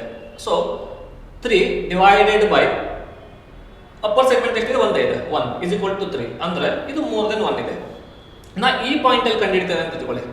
ಲೋವರ್ ಸೆಗ್ಮೆಂಟ್ ಎಷ್ಟಿದೆ, ಲೋವರ್ ಸೆಗ್ಮೆಂಟ್ 1 ಇದೆ, ಇಲ್ಲಿ 1, 2 and 3 ಇದೆ. ಅಂದರೆ lower segment 1 divided by 3 is equal to 0.33 ಬರುತ್ತೆ ಇಲ್ಲಿ. ಸೊ ಈ ಪಾಯಿಂಟ್ ಅದಕ್ಕೆ ಇದು ಲೆಸ್ ದೆನ್ 1 ಇದೆ. Instead of giving 0.333 they give it as less than 1. ನಾವೇನು ಎಕ್ಸ್ಪ್ಲೇನ್ ಮಾಡಬೇಕು, elasticity along a linear demand curve. Price elasticity demand is different at different points on the linear demand curve. ಇದೊಂದಷ್ಟು ಇದೇನೇನು ಕೊಟ್ಟಿದ್ದಾರೆ, ಇದು ಅವಶ್ಯಕತೆ ಇಲ್ಲ, ಇದು mathematically point. So you remember this form, it is very much sufficient for you to write the examination. ಅರ್ಥ ಆಯ್ತಾ boys and girls? ಮತ್ತೊಮ್ಮೆ ನಿಮಗೆ ಹೇಳ್ತಾ ಇದ್ದೀನಿ, ನಿಮ್ಮ ಎಲ್ಲ 1 ಮಾರ್ಕ್ ಮತ್ತು 2 ಮಾರ್ಕ್ನ ಪ್ರಶ್ನೆಗಳೆಲ್ಲ ನಮ್ಮ ಅಪ್ಲಿಕೇಶನ್ ಅಲ್ಲಿ ಇದೆ. ನೀವು ಅಲ್ಲಿ ಹೋಗಿ ಇಮಿಡಿಯೇಟ್ ಆಗಿ ಸಾಲ್ವ್ ಮಾಡ್ಬೋದು, ಸ್ಟಾರ್ಟ್ ಮಾಡ್ಬೋದು. MCQs ಇದೆ, ಅದಕ್ಕೆ ತಕ್ಕ ಉತ್ತರಗಳಿದೆ, ಅದಕ್ಕೊಂದಷ್ಟು ರೀಸನಿಂಗು ಕೊಟ್ಟಿದ್ದೀವಿ. ಸೊ ಅದಕ್ಕೆ ನೀವೇನು ಮಾಡಬೇಕು, ಇದೇ ವಿಡಿಯೋಸ್ನೆಲ್ಲನೂ ನಾವೆಲ್ಲನೂ ಆದಷ್ಟು ಕ್ವಶನ್ಸನ್ನು ನಾವು ಡೀಟೇಲ್ಡ್ ಆಗಿ ಕಾನ್ಸೆಪ್ಚುಲಿ ಡಿಸ್ಕಷನ್ ಮಾಡ್ತಾ ಇದ್ದೇವೆ. ಸೊ ನಿಮ್ಗೆ ಮತ್ತೇನಾದರೂ ರಿಕ್ವೈರ್ಮೆಂಟ್ ಇತ್ತಂದರೆ ಈ ವಿಡಿಯೋ ಕೆಳಗಡೆ ನಮ್ಗೆ ಕಮೆಂಟ್ ಮಾಡಿ, ಇಲ್ಲ ನಮ್ಮ ಅಪ್ಲಿಕೇಶನ್ ಮುಖಾಂತರ ಕಾಂಟ್ಯಾಕ್ಟ್ ಮಾಡಿ. ಸೊ ನೀವು ಯಾವ ಮೋಡಲ್ಲಿ ಮಾಡಿದ್ರು ನಮ್ಗೆ ಈಸಿಯಾಗಿ ಜಲ್ದಿ ತಲುಪುತ್ತೆ. ಸೊ ನಿಮ್ಗೆ ಯಾವುದೇ ರಿಕ್ವೈರ್ಮೆಂಟ್ ಇರಲಿ, ಸರ್ ನಮ್ಗೆ ಬೇರೆ ಸಬ್ಜೆಕ್ಟಿಂದ ಒಂದು ವಿಡಿಯೋ ಬೇಕಾಗಿದೆ, ಬೇರೆ ಚಾಪ್ಟರ್ನ ಒಂದು ವಿಡಿಯೋ ಬೇಕಾಗಿದೆ, ಅವೆಲ್ಲ ರಿಕ್ವೈರ್ಮೆಂಟ್ಗೂ ನಾವು ಇಲ್ಲಿ ಸೊಲ್ಯೂಷನ್ ತೊಗೊಂಡು ಬರ್ತಾ ಇದ್ದೀವಿ. ನಿಮಗೆ ಮತ್ತೇನೇ ಇರಲಿ, ಮತ್ತೇನೇ ಪ್ರಾಬ್ಲಮ್ ಇರಲಿ, ಯಾವುದೇ ಚಾಪ್ಟರ್ ಇರಲಿ, ಯಾವುದೇ ಸಬ್ಜೆಕ್ಟ್ ಇರಲಿ, ಯಾವುದೇ ಕನ್ಸೆಪ್ಟ್ ಇರಲಿ, ಯಾವುದೇ ಕಂಟೆಂಟ್ ಇರಲಿ, ನಾವಿರುವುದೇ ನಿಮಗಾಗಿ. Don't worry, anything is possible here because we are there. ನಿಮ್ಗೇನೇ ಬೇಕಾಗಲಿ ಕೇಳಿ ಅಂತ ಹೇಳ್ತಾ ನಾನು ನಿಮ್ಮ C V Raj. Tata, bye bye, take care. ಮತ್ತೊಮ್ಮೆ ಸಿಗುವ ಮುಂದಿನ ವಿಡಿಯೋದಲ್ಲಿ ಅಂತ ಹೇಳ್ತಾ ಸೈನಿಂಗ್ ಆಫ್. ನಮಸ್ಕಾರ ಎಲ್ಲ ನಮ್ಮ ಸಮಸ್ತ ಕನ್ನಡಿಗರಿಗೆ. ನಿಮ್ಮ ಭೇಟಿ ಮುಂದಿನ ಸಂಚಿಕೆಯಲ್ಲಿ. ಬಾಯ್ ಬಾಯ್.